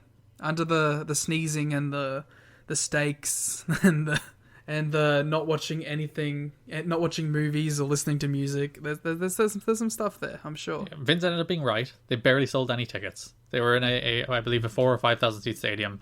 They only sold 330 tickets with 9 days to go, and by the end they only had about 400, 500 paid in there. They did end up having about 3K in there, but that was obviously heavily paid for. The vast majority of them got in there for free. And, like, they were a good crowd. They were a hot crowd. I was going to say, the one thing I will give both these shows is, you know, the crowd was into them. Yeah, this crowd was at least interested. It was engaged, even if none of them paid to be there. And, like, I can't blame them. When you look at these lineups, what are you going to see? You going to see Tio against Hollywood? You going to pay for that? I mean, I would. The Dupps against Christian York and Joey Matthews? The Johnsons against James Storm and Psychosis? Like, none of these matches are matches that anybody should ever go pay to see. Yeah. And, like, the big idea at the time was, like, oh, we'll have a bunch of NASCAR guys there. We'll have Sterling Martin. We'll have Hermie Sadler. We'll also have Toby Keith. These are big country music stars. These stars should appeal to people in Huntsville, Alabama, but nope. Yeah, but they want to see the NASCAR guys go broom, and they want to see a Toby Keith concert. But Toby Keith sang, though, so Toby Keith did go sing. He sang a song. Like, if you want to do that, you can go see Toby Keith sing, I'm sure, for, like, same amount of money at some other place, and you'll do a full fucking set for you. They don't, like, just seeing someone isn't, like, a draw when they're not in their element. So that does finally bring us to the Von Braun Civic Center in Huntsville, Alabama, June 19th, 2002. The foundation of TNA Wrestling, as they held their first show in front of about As I said, 400, 500 paid, about 3,000 in the building in total. Pay-per-view buys will become a reoccurring issue because the people who are providing the numbers did not provide them accurate numbers, and they thought this show was a success. And it really, really wasn't. It did not do remotely near what they needed to. Like Jerry Jarrett mentions in the Torch Talk with Wade Keller, that they need 40 to 50,000 to break even. Which, when you think about it, that's about 50,000 is half a million at $10 each. $10 each is $500,000, of which they get about a split of half of from the pay-per-view provider, which is 250,000 to break even. And they did not get remotely near that, but we'll talk about that in later episodes when that scandal is more relevant. But needless to say, these shows did not do particularly well. But let's talk about them, Liam. Let's talk about NWA-TNA pay-per-view number 1. What did you think of it? Let's do the good stuff first, right? Flying Elvises versus Styles, Lynn, Loki. That's a lot of fun. Whatever about the booking. Tio and Hollywood. A banger? Shockingly good. That match should not have been nearly as good as it ended up being. And it's 3 minutes long, but they just drop a bunch of cool spots there. And they throw shoot punches. It's yeah, heck yeah. Yeah. The Johnsons versus Storm and Psychosis was surprisingly good. Well, because the Johnsons, the Shane brothers, are actually good wrestlers. They were NWA tag champs before the start of TNA. Before they stripped them of the belts, and then they put them in the damn penis costumes and ruined their careers. It's almost like if you stripped this show of the cringe gimmicks and just had them as regular people in having these exact same matches, the show would be exponentially better. Because this is legit. Because if you remember the Jim and I from WWE, managed by Simon Dean, that's who the Johnsons were. Two big, impressive-looking guys who did big, cool suplexes and power moves. If you didn't present them as penis men, they probably would have gotten over. The gauntlet for the gold fucking stunk. Yeah, we did talk about that extensively in the watch-along, about how, just no thought was put into that gauntlet. None whatsoever. Yeah, there was not even a second of booking was about the gauntlet for the gold. I will give credit, however, to Malice, who is awesome. He's just a big guy who chokeslams everybody. You can't go wrong. Yeah, he's dope. And especially, I'll skip a little ahead, in the second show, I was like, oh, this guy rules. This guy is fucking awesome. He reminds me of Psycho Sid. Yeah. Except probably a little better as a worker. Yeah, and he comes in and he beats the shit out of people. Good stuff. The bad everything else. Yeah. The bad every single angle that was on this show. The bad everything that had a semblance of sports entertainment on this show was awful. The racism was awful. The sexism was awful. The homophobia was awful. Just there's all these little bits of good in there, and then just the bottom of the barrel trash everywhere else. Yeah, because the show opens with a legend segment, which it wasn't meant to be. It was meant to open with the Flying Elvises against Styles, Lynn, and Loki match. But Cheeks, who appeared on the second show, beating Frank Walker, the actual match that broke the ring, aired on the second show. It broke the ring, so they had to send the Harris brothers out there to fix the ring desperately. There's actually some great audio of it on one of the TNA DVDs. I might throw it in here, actually. Hey, Mike, it's Don. You got me? You got me? Yes, sir. Go ahead. They're switching around some of the sevens back here. It's a little crazy. Basically, what we're going to do is JB is going to do the countdown. We're going to come out and introduce Ed, and we're moving up the Legends thing to give Ron and them guys some more time to fix the ring. Welcome to the world of live pay-per-view, my friend. You ain't kidding. We'll see you out there in a minute, man. Of John West just casually be like, hey Mike, ring's broken, we're rearranging the show, and Mike Tenay, pure pro, he's like, yep, alright, that's live pay-per-view, let's keep going. It's well, that didn't even faze you. Good God. You were clearly a very, to be fair, he lived through WCW, so he's probably well used to the chaos. Yeah.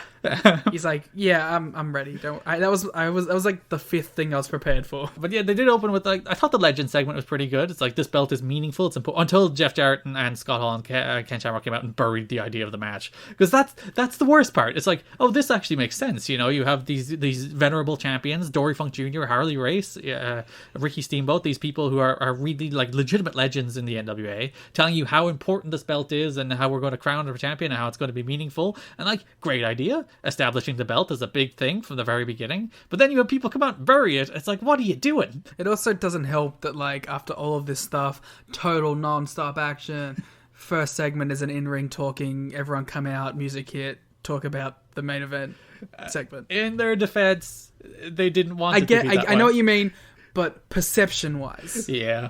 Curse Cheeks. It's all Cheeks' fault. I will not have you besmirch Cheeks in front of me, you son of a bitch. TNA would have been fine. People would have believed the Total Nonstop Action name had Cheeks not changed history. And then we, of course, go into the big six-man. Yeah, the six-man tag, which was a great match. Kicked ass. Yeah. Ron West and Ed Ferraro were in the... And, this show was in 2002, so it is a different, not to excuse it even remotely, but to put it in its cultural context, it was a different era. But I'm kind of even going to bury it's a different era, because it's not. It's 2002. Yeah. It's not the Attitude Era anymore. Like, they always give out about standards and practices in WCW. WCW didn't allow this stuff to happen. WCW didn't allow this stuff to happen for a reason, because that's the way society was moving. And it's right that, like, women are degraded and reduced to being dancing in cages at ringside. That's a hot take, Garrett. And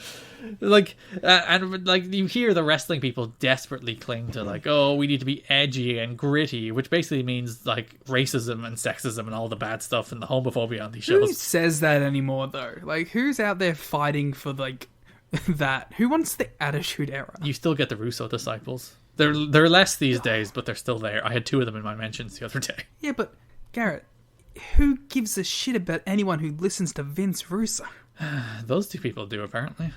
Well, like I'm sorry, I can't even fathom, like, giving them a second of your day, though. It's like, you know who they go to for their news source. Like Russo's below Cornette. There's a moment, again, on that Jeff Jarrett podcast, not to rag on Jeff Jarrett, but, like, where they mention the women dancing in cages. And Conrad's like, why'd you do that? And Jeff Jarrett comes up with this most bizarre excuse.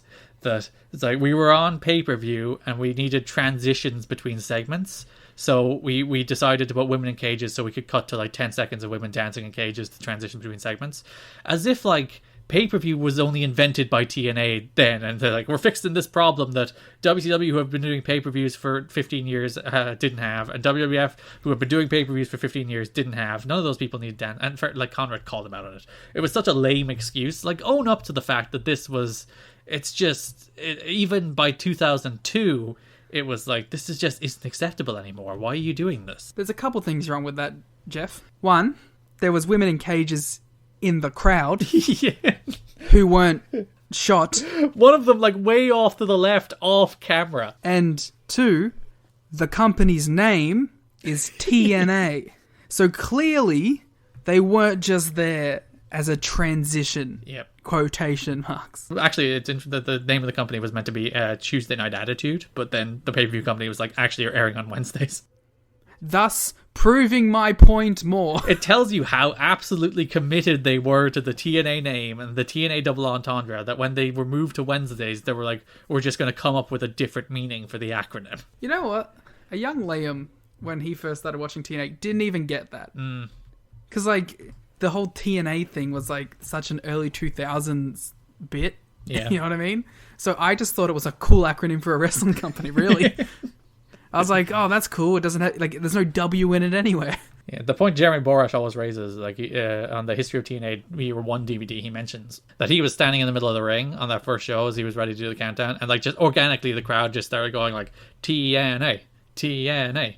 TNA. At that point, he realized that, actually, this is a pretty good name. It's a very chantable show name, a very chantable company name. Yeah, see, I really like the TNA name. It's just, I wish it didn't have that, look at us, we're so edgy, tits and ass. Blah, blah, blah. Like, I wish it didn't have that all surrounding it, but it's like, the actual name's pretty great.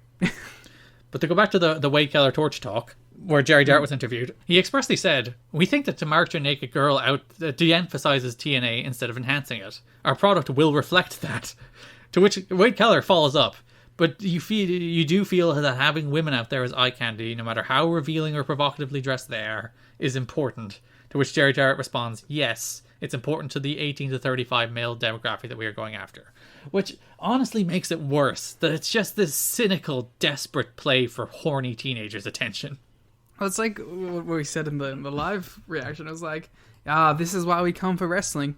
To beat off. It wasn't easy to watch at the time. It wasn't good at the time. But watching it in 2021, particularly on the second show at the Lingerie Battle Royal, it's unbearable to watch these days. It's one of the worst pro wrestling matches I think I've ever seen. I feel bad for, like, legitimate wrestlers like Mickie James out there. Like, Mickie James! That's the problem, too. You know what? Wasn't even the worst part of this show. We had the penis costume, like James Storm making his debut as like Cowboy Man, who would go on to become the man who had more matches in TNA history than anybody else. The only wrestler to have more than 1,000 matches in TNA history, James Storm. Debuts losing to the men in the penis costumes. In the same way that AJ Styles debuted losing to the men in the Elvis costume. I was gonna say, like, if they weren't wearing the penis costumes, it'd be forgivable too. Like, if they were just dudes. Yeah, they're just these two big, beefy dudes, as I said, who did suplexes, look cool, or throwing people around. It would be like, oh yeah, those guys. That's cool. You should push those guys. You should have just had them come in as the NWA Tag Champions. Why wouldn't you use that to your advantage? They clearly just wanted to stamp their own identity on all these things. Yeah, their own identity sucks. That's very, very true. But it's not even that sucks. It just doesn't really exist. It's like a weird hodgepodge of Attitude Era tropes that don't add up. One of the worst segments already in the history of TNA. So Sterling Martin and Hermie Sadler come out there cutting some NASCAR promo, and the crowd are super into them. They're like, oh, NASCAR stars, we're into these guys. Before Ron Killings comes out. And they do this weird promo where Sterling Martin and Hermie Sadler are like, your kind aren't real athletes, we're athletes. It's like, what do you mean by your kind? And they expressly called out like basketball and football, and it's not even veiled racism. It's like, it's just that dog whistling that exists out in the open. It especially is like, and they start going to the like, look how you're dressed, look how we're dressed. It's just like, ugh. And like the worst part of it, the thing that makes it like the puts the cherry on top, where it's like, your kind are terrible, our kind are great, but then the defender of our kind is Brian Christopher, who looks like an asshole. He's the dumbest looking human being on earth, with his goggles and his sunglasses and his freaking cow print pants. It's like, for any other company, that would be the heat. Yeah. That the guys who are like, we're cool, have a big dumb idiot representing them. But no, they're the baby faces. Jarrett said afterward that it wasn't written to be a black-white thing. Like, it wasn't intended to be a race thing, but it just, come on. Was it Jerry Jarrett or Jeff Jarrett? That was Jerry. There's too many Jarretts. There is. You always have to specify. Because like he spoke a ton to Wade Keller. I'm shocked at how much he did speak to Wade Keller. Wade Keller had tons of like exclusive scoops and quotes from Jeff Jarrett at the time, and all of those PW Torch newsletters. So go back. We'll actually read some of them because there's some fun gossip after the show. But in an era when wrestling had gossip, which it doesn't really anymore, because we know everything. Yeah, that's true too. Like, that segment is just dreadfully it's just not even veiled racism. It's just right there in the front racism. Yeah, it's like, it's just out there in front, just look at it, it's racism, and the crowd was going nuts. Which is, and like, there's a fun segment on a Wrestling Observer Radio recently where Lance Storm was talking about Smoky Mountain Wrestling after New Jack had passed away, and about how New Jack would basically weaponize the racism of those crowds in Smoky Mountain to help himself and Tracy Smothers sell Confederate flags in which they would split the profits, which was really quite fun. But like, we're long past the point of like pandering to racism. Even in 2002, that's not a thing you should have been doing, and it's a thing they were doing in a way that's very ham-fisted and very, very, very problematic. The Dups beat the Dups. I like the Dups. They're except no, the Dups are bad in the second show. You were talking yourself into a fucking corner then. The Dups were charming for a show until they became horrible homophobes. Which is typical. Like, the Duffs is like, oh, they're this country bumpkin act, which is a cliche, but you know what, go for it. But then in the second show, it's like, we ain't wrestling nobody with these alternative lifestyles. It's like, no, just fully in fear. the gay men will corrupt them, and they're not going to wrestle the gay men. No, why? Like, why? Who is that for? Homophobes? Well, it's probably for the same people who were cheering the previous segment. The match was pretty good against York and Matthews. Yeah, that's the thing. Is like, this first show, like, the matches weren't awful. No. Except for the main event. Yeah, and then you had the main event. Ken Shamrock defeated Malice and Gone for the Gold, which had a ton of people show up in it. Brian Christopher, Bruce, Buff Bagwell, Chris Harris, Del Rios, everybody's favorite Scott Steiner impersonator. Mm-hmm. Which we were both furious that they did not do anything particularly notable between Del Rios and Rick Steiner. Yes. Like, that was a gigantic missed opportunity. But to be fair, they did nothing above anyone in this match at all. So Devon Storm, there Apollo, was zero thought. Justice, of course, who would go on to become the Monster Abyss. Yes. Kate Crush Conan, Lash LaRue, Norman Smiley, Scott Hall Slash, Rick Steiner, Steve Corino, and Vampire Warrior were all your entrants in this gauntlet for the gold.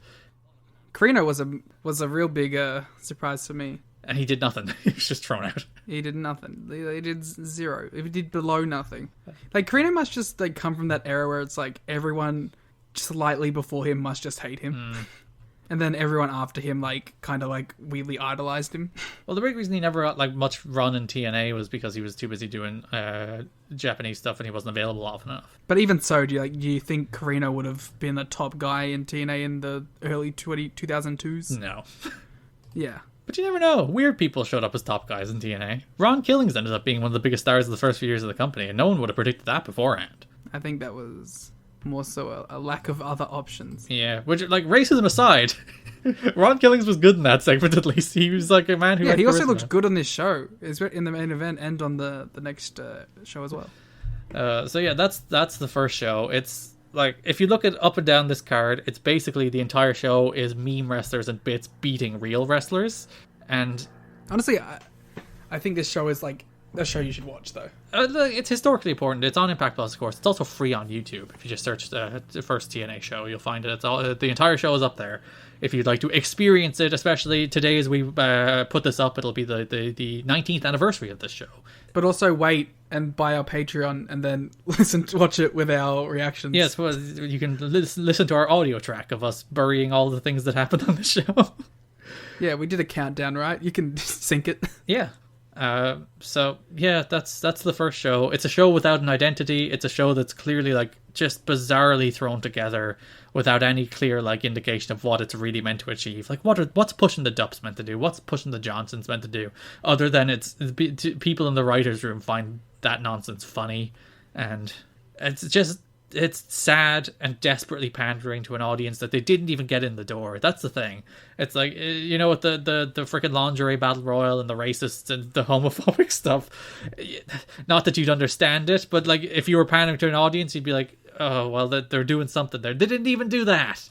They're debasing themselves and being like just bottom of the barrel entertainment for the sake of absolutely no return whatsoever, and that's really a sad sight to see.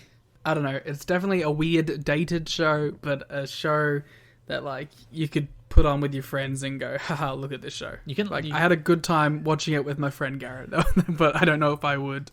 I don't know if like at the time watching it I would have gone, well, I'm excited for NWA-TNA pay-per-view number 2.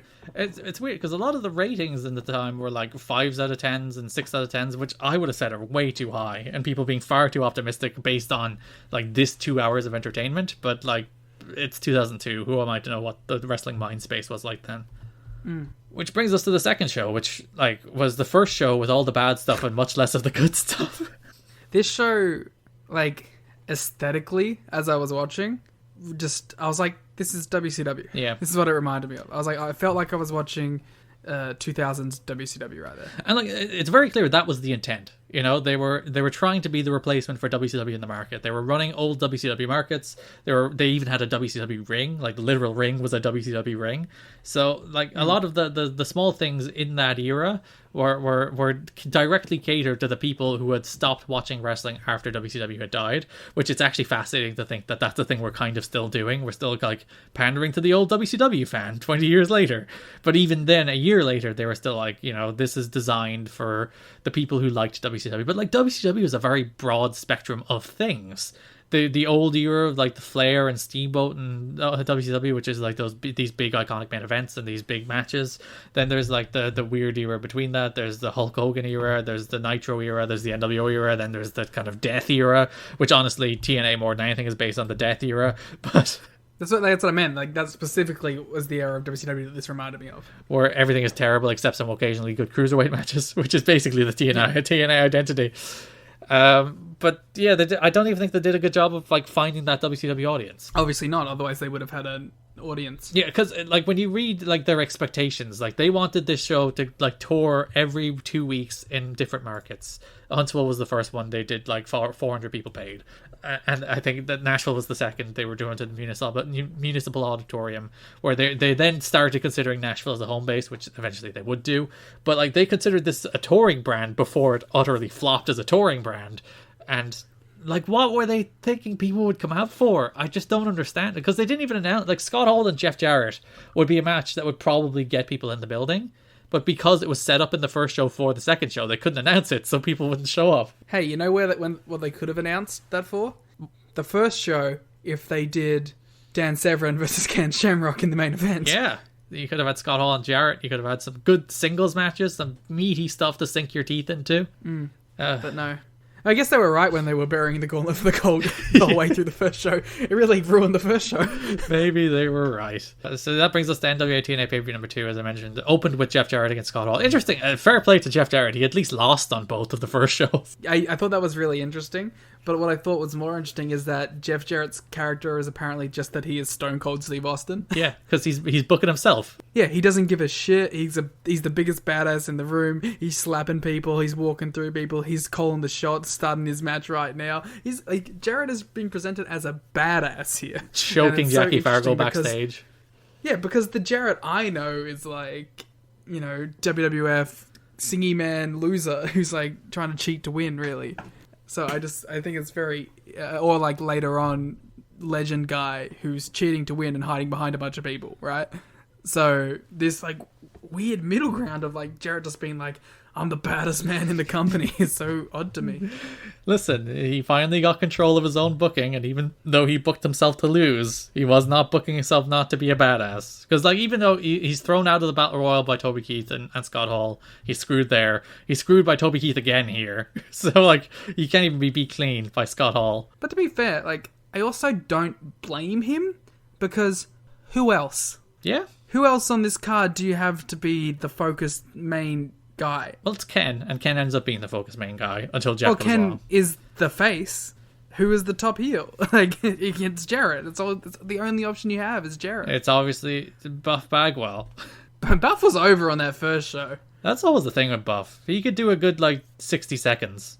Buff for 60 seconds is good. Should have put Buff in the X division, but only for 60 seconds. He does, blockbusters and Canadian Destroyers and gets eliminated from whatever match he's in.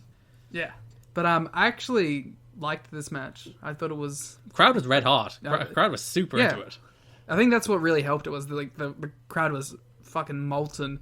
And it was just two stars doing star shit. So I thought it was pretty good. Also, my prevailing thought coming out of this match is Scott Hall is so good.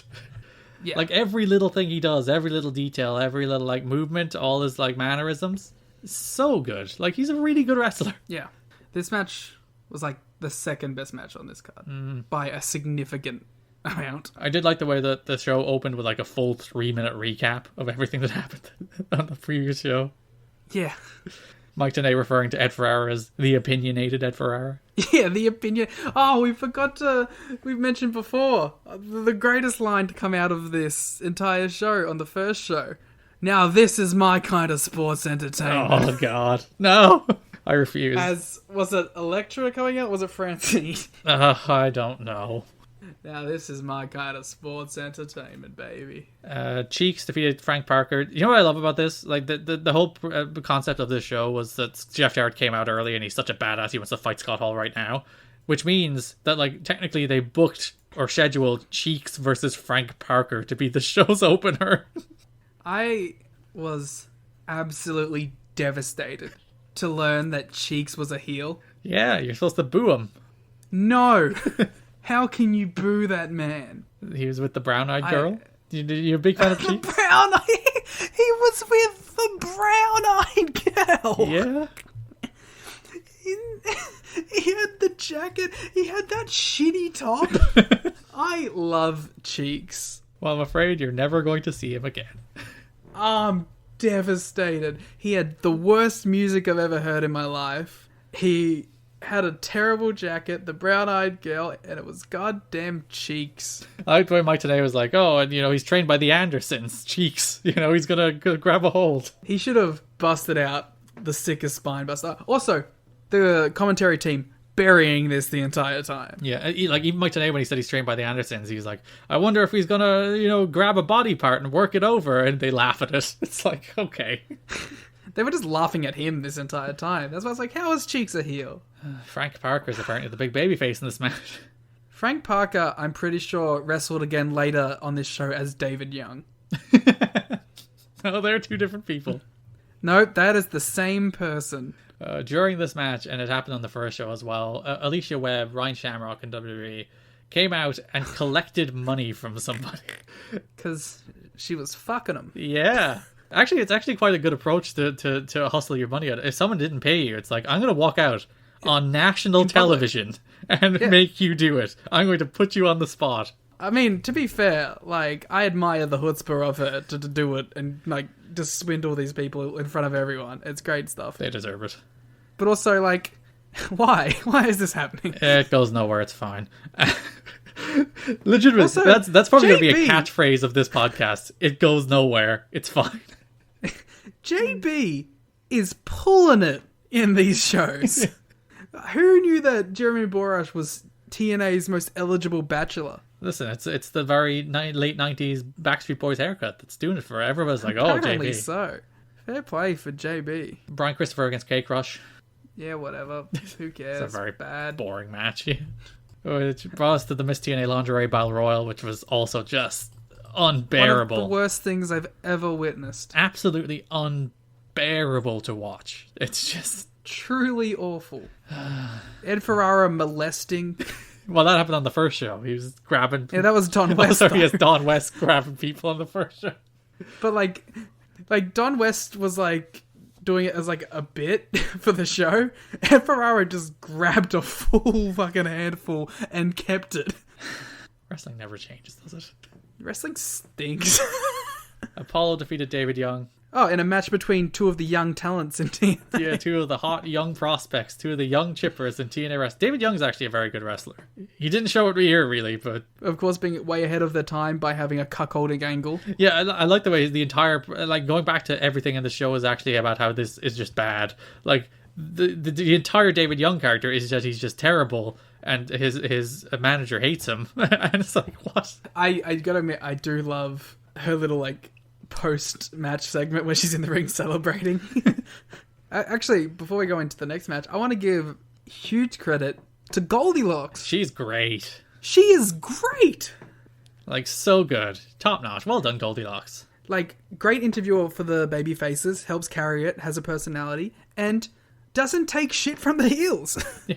And like, every time the heel is saying something stupid, she's just like rolling her eyes. She's like questioning him on it. It's not the like just robot. It's not the I ask you a question, I put the microphone in front of your face and disappear. It's like, I'm an active participant in this. I'm interviewing you. If you say something stupid, I'm going to say it's stupid. Yeah, like, great. She felt like an actual part of the show. Instead of a glorified microphone stand. And yeah, I wanted to give a good shout out to Goldilocks, who killed it. The Dops refused to wrestle the Rainbow Express. The worst part of this is like Mike and Don on commentary, were like, who are the baby faces to Ed Ferrara's heel. Like, every time they would do anything remotely gay, it's just like, this is an outrage. They should keep this to themselves. How dare they? The big babyface commentator's going, listen, I think it's fine when they do it in their own household. But the minute it's in public... And listen, if you want to point out the double standard, you had Alicia Webb extorting people for money earlier in the show, and they had no problem with that. So, if you want to point out the double standard, there was the Miss TNA Lingerie Battle Royale earlier on this show. But no, two men kiss each other. And like the fact that it's all played for gay panic. It's all played for just the worst of instincts. Oh, you know what I find very funny? Go on. That both TNA and Ring of Honor on their first shows had gay panic heels. Why? 2002. The match was pretty good. Fine. Yeah, I was gonna say the match was actually like I enjoyed the match. You can't go wrong with Chris Harris and James Storm. Yeah, I was gonna say Proto America's Most Wanted. They're really cool upset too. It would establish, I think, the tag team division on a much better foot than the Johnsons against Psychosis and James Storm match did. Also, this was a bit of a course correction show. But it was taped the same night. Yeah, but like, you get what I mean though? It's like, there was less of the shtick out there. It was more just the wrestlers, but it wasn't good. I don't want to say that, but we didn't have the Johnsons, we didn't have the Elvises, we didn't have the other fucking terrible gimmick that I forgot. The Dubs. They refused to wrestle. But most of the matches on the show, you had Jarrett and Hall, you had K-Cross and Christopher, you had Apollo and David Young in the main event. They were all just straight wrestling matches as opposed to just dopes doing shtick. Well, actually, most of the matches in the first show were straight wrestling matches as well, but just with shtick and memes. And I think everything from this point on the show was fucking rocked too. So yeah, you see, this is the TNA problem down to a T. Because if this Ken Shamrock and Malice angle, and particularly the main event, didn't exist, I think everybody could just write off TNA. You could just go this is garbage. I don't need to watch it. It has no potential. It has no identity. It's terrible. Whereas you have these two segments at the end that cruelly offer hope. Because it's if they actually get their shit together, they have these cool wrestlers. Malice and Ken Shamrock's a cool match. That's a good angle. And then they have these great wrestlers in the main event just having a kick-ass main event match, showing the potential of everything TNA could be if they got out of their own way, if they stopped doing too much nonsense, if they stopped trying to be something that wrestling used to be and started trying to be something that wrestling needed in the moment. This is the kind of TNA that would catch on. This is the kind of TNA that would generate buzz. This is the TNA everybody wanted as an alternative to WWE. And I feel like I'm going to do this exact same rant 700 different times over the history of the podcast. And it's almost reassuring to know that it's right here in the first episode too. Especially the Malice Shamrock angle, which showed that it's not just the X Division. They do have the ability to book good wrestling stuff. They don't. Yeah, they just don't. That's the thing. And they don't for the worst reasons, which I just touched on. They're just trying to be something else. They're trying to pander to what wrestling used to be. They're trying to pander to an audience that used to watch. They're trying to harken back to an old era of wrestling. The time has already, by 2002, begun to move by. Instead of being well, who are we? What do we do? What's cool about us? Which, fair play to Ring of Honor at the very beginning. Ring of Honor had that. We're the technical wrestling, we're the honor, we're the respect, we're bringing back tradition to professional wrestling. They had a sense of who they were that the TNA just never did. Yeah. This kick-ass Malice segment where Ricky Steamboat's coming out talking to Ken Shamrock about how great the belt is and how important the being champion is, and it's all great, before James Mitchell comes out and he's like, all you crackers out here. The best moment in TNA history so far. Where he's like, all you crackers in the crowd, you shut up. Yeah, he comes out to organs, calls the crowd crackers, and then cuts a promo about his god, not your god. And he does the little misdirect where Slash comes out and everyone's like, oh, Slash is his guy, and Ken Shamrock's going to Don West didn't believe it for a second. Yeah, Don West is like, it's got to be Malice. It's Malice. Of course it's Malice. It's like, oh, it's not Malice. And then Malice shows. I actually kind of like that. I like when announcers kind of see through the heels act, because it doesn't quite make the baby face look stupid. Actually, it does kind of make the baby face look stupid, but still. But also, Don was the fan, he's like, oh, it's gonna be Malice. It's Malice, obviously, it'll be Malice. And then, it wasn't Malice, and he wasn't like, oh, it's not Malice. You know what I mean? He was like, oh, yeah, okay then. And then, oh, it was Malice. Don West was vindicated in the end. Yeah. Which is the most important thing here, that Don West is right. Everyone else being wrong is fine. If Don is right, that's all that matters. Except when he molested that woman in the Don't you worry about it. Let's keep moving. And the homophobic stuff. But to be fair, I won't put the homophobic stuff on him, because clearly it was the story they were telling. Yeah, obviously. Yes, we'll give them a big pass. I'll give them the benefit of the doubt on that one. But not Ed Ferrara. Well, to be fair, he was very progressive. He was like, you should shut up, let them kiss each other. Yeah, you're not wrong. Ed was into it. And Joel Gerdner also completely into it. Yeah. Which brings us to our main event. Again, the moment of hope, in which AJ Styles defeated Psychosis, Jerry Lynn, and Loki in a double elimination match to become the first X Division champion. And this match kicked so much ass. And the match type was unique and cool. Yeah, because there was rumblings that they were going to do a tournament beforehand, which this, I guess, technically is, but it's just a tournament all built into one match. Tournament of fucking losers. Yeah, except Psychosis. Actually, no, Psychosis lost in the first show too. Yeah, he lost on the first show as well. He lost to the Johnsons. They really, and there's no excuse. They wrote both these shows back to back. What are you doing? Why are you having all these people lose? Technically, this match should have been all three of the Flying Elvises and the two Johnsons. Yeah, to crown the first X Division champion. Yeah. Rod Johnson is the first. Fuck. In a better world. But yeah, this match ruled, particularly when it got down to the final exchanges between Jerry Lynn and AJ Styles, where it just kicked ass. Like, those two guys just went out there, did everything they could. Crowd was going nuts. It was obviously the best match on both of these shows by far. It was the only match that really got time on both of these shows by far. It's interesting. Both these shows were formatted to have like long 40-minute main events, which I find interesting. It's just like, we'll just finish the rest of the show with a match and get to the finish line. I thought Styles and Lynn were really great in this. I thought Key was really cool in this, but it's really funny to see like prototype Key before he realizes that he's like a killer. Yeah. Even Psychosis was pretty great in this, but he was clearly the fourth man. I thought it was really fun to see like the crowd get into it, because at first they weren't really going for it, but as soon as was it AJ and Psychosis the first two in? Yeah. Yeah, as soon as they started going, like, the crowd was like, oh shit, alright, we're with this now, which was really fun to watch. I just wanted to mention real quick, this main event had 3 of the worst theme songs I have ever fucking heard in my life. You see, there's a lot of very good, like, these shows have My World, which is a great theme song. It has Scott Hall's Marvelous Me, which is a great theme song. Which is the best song of all time. It's really up there. And the New Church theme, I can't remember, was it the full New Church theme, or was it just like a... No, it was just the... and then silence. So yeah, it was the intro to the New Church theme, so they didn't quite have that yet. But then every other theme song on the show was terrible. AJ's theme is great. Born and raised in the USA. Loki's theme was terrible. Yeah. It started up, like, it was like, started up just going, dun, dun, dun. And then, like, he made his way, like, a meter from the ring, and it went into, like, a metal riff. Yeah. Psychosis sucked. Just bad. And Jerry Lynn's was, like, nothing. It was, like a little... It wasn't even metal. It's Jerry Lynn. You could have just had a guy go... Which is eventually what his theme would become. But it's like, yeah, nothing. But there was 2 good songs. I'm putting AJ Styles' theme in there as well. There's 3 good songs. Born and Raised in the USA is a terrible song, too. Born and raised in the USA. Also, the intro theme is also great, so it has that going for it. Yeah, that one is... that theme does slap, as the kids say. And that brings us to the end of the second show, where AJ Styles is crowned X Division champion. Mike Tenay has an incredible call at the end of that match, where he's like, remember the name, ladies and gentlemen, AJ Styles, the future of our sport has arrived.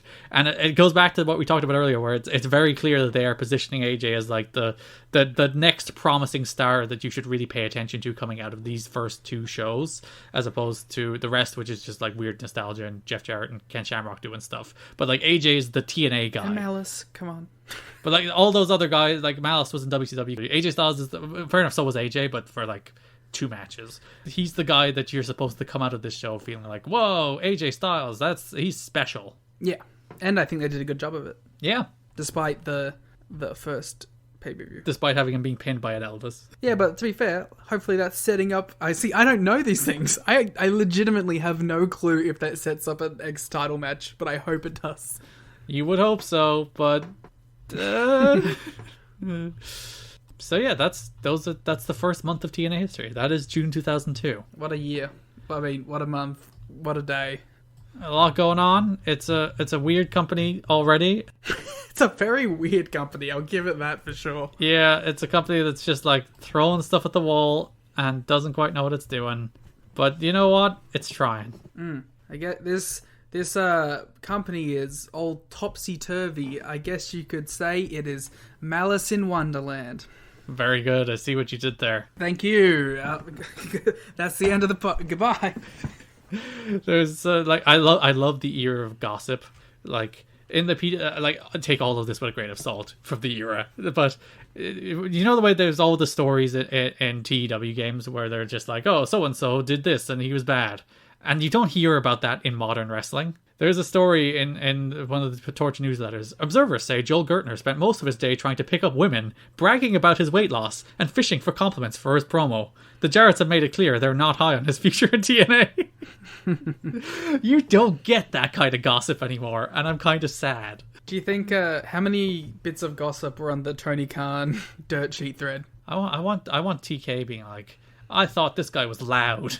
You know what? I'm going to extend the invitation for Wednesday War Games. TK, you ever want to come on the podcast to talk about TNA? Open invite. Listen, he's clearly a fan. He put the Christian theme on his show. He loved Christian TNA run, so he's a big. If you want to come and talk about Christian TNA, TK, you're more than welcome. You can come on for the whole arc if you want. So we will be back in 2 weeks with coverage of July 2002. Will TNA survive? Who knows? I'm pretty sure I'm giving it 6 months. But that's the thing. Jeff Jarrett still does the routine. Like, everyone said we'd just die. Everyone said we wouldn't survive. They didn't. But we'll get to that in future episodes. Multiple times. They didn't. If you would like more of us, you can support us on Patreon with the link in the description. Wow. We have a watch-along up of NWA-TNA PPV number 1 in our $10 tier, a written review as well. And coming next week, next Friday, we'll have Monday War Games episode number 1, where we'll talk about the January 4th, 2010 episodes of Impact and Raw. Also, you can get our show notes for this podcast, as well as the spreadsheet of our star ratings, which is on the $1 tier. I can assure you, they're already wacky. Yeah, so you can look at our numbers and see if you want to cherry pick stuff out of these shows. You can see what you want to watch. So you can support us there. We'll see you in 2 weeks in this feed for, as I said, July 2002. Thanks for listening, and bye-bye. I don't have a goodbye yet, but I'll work on it.